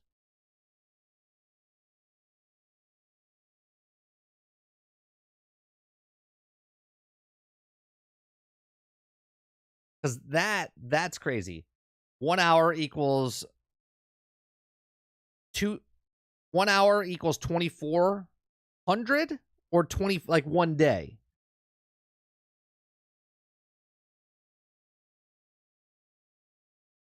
There's only one company I want to see fail so hard, flop so bad. Bungie. They treat their community worse than yeah.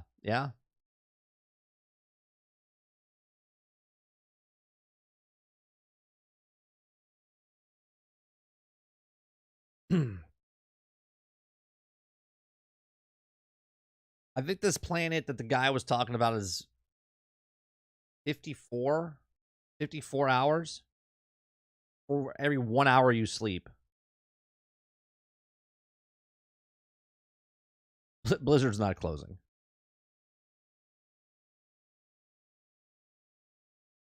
Blizzard might change, but they're not closing.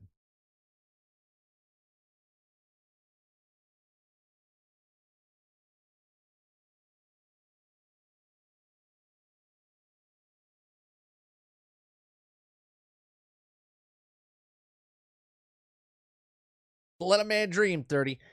Bungie needs to hire a finance manager because they do not know how to handle money. The whole, acts like that it's a newly signed... Venus is the best. I would get the exact hours after my meeting. Okay, let us know, because when I saw the video before I started my stream, every hour you sleep on this planet, I don't even know what planet it is, it's 54 hours. 1 hour of sleep is 54 hours of production.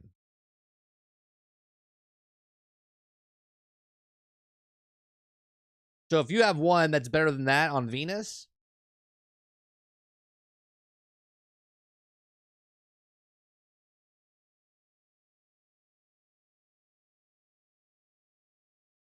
I wonder who at Bethesda team came up with putting the idea in the game got paid a bonus.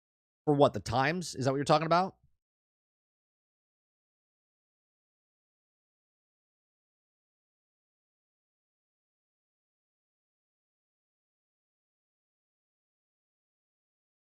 Venus is the best to do that since the resources are also viable, nickel and cobalt. Well, according to this guy, he has a planet that has 4 or 5 resources on it at the exact same time in that one spot.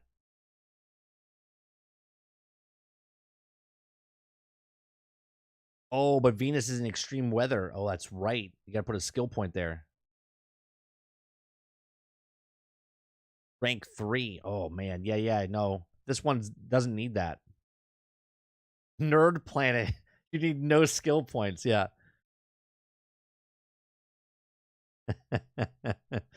You know how they handle money? They're printing it, and when they go to indie status to billions of dollars a decade off, just one game. Yep. They just make anything great. They're just wonderful at what they do. They literally took all the stuff that you paid $10 for last, like, 4 seasons ago. Now you have to pay $90. Get the exact same things. Amazing. We read the article yesterday from Paul.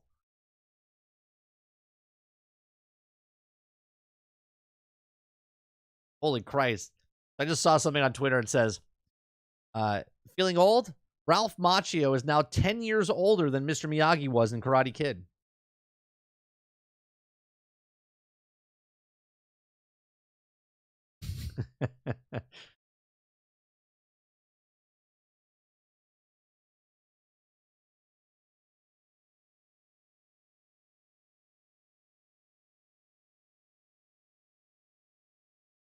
That makes me feel old. And on that note, old 30 here is going to go eat lunch. So we'll be back tonight, 8 p.m. Eastern, for some Generation X gaming with Sarge. I'm sure we'll talk about Starfield because of what we've been playing, because that's all we've been playing. And then we'll have other news stories that we talk about tonight over on Generation X Gaming, 8 p.m. Eastern, where we go over a few of the top stories from the past week, and we rant along the way. Make sure you guys hit that like button down below. We'll talk about PlayStation State of Play as well. That happens at 5 p.m. Eastern today. So hopefully we'll talk about some new games that we're interested in. Unlike the Nintendo Direct, which nothing interests me whatsoever. Maybe Contra, maybe. But even then, I don't think I'm buying it. So appreciate it very much. Hit that like button. Hit the subscribe button. If you'd like to go above and beyond that, become a member as low as $5. See you guys later tonight. Peace.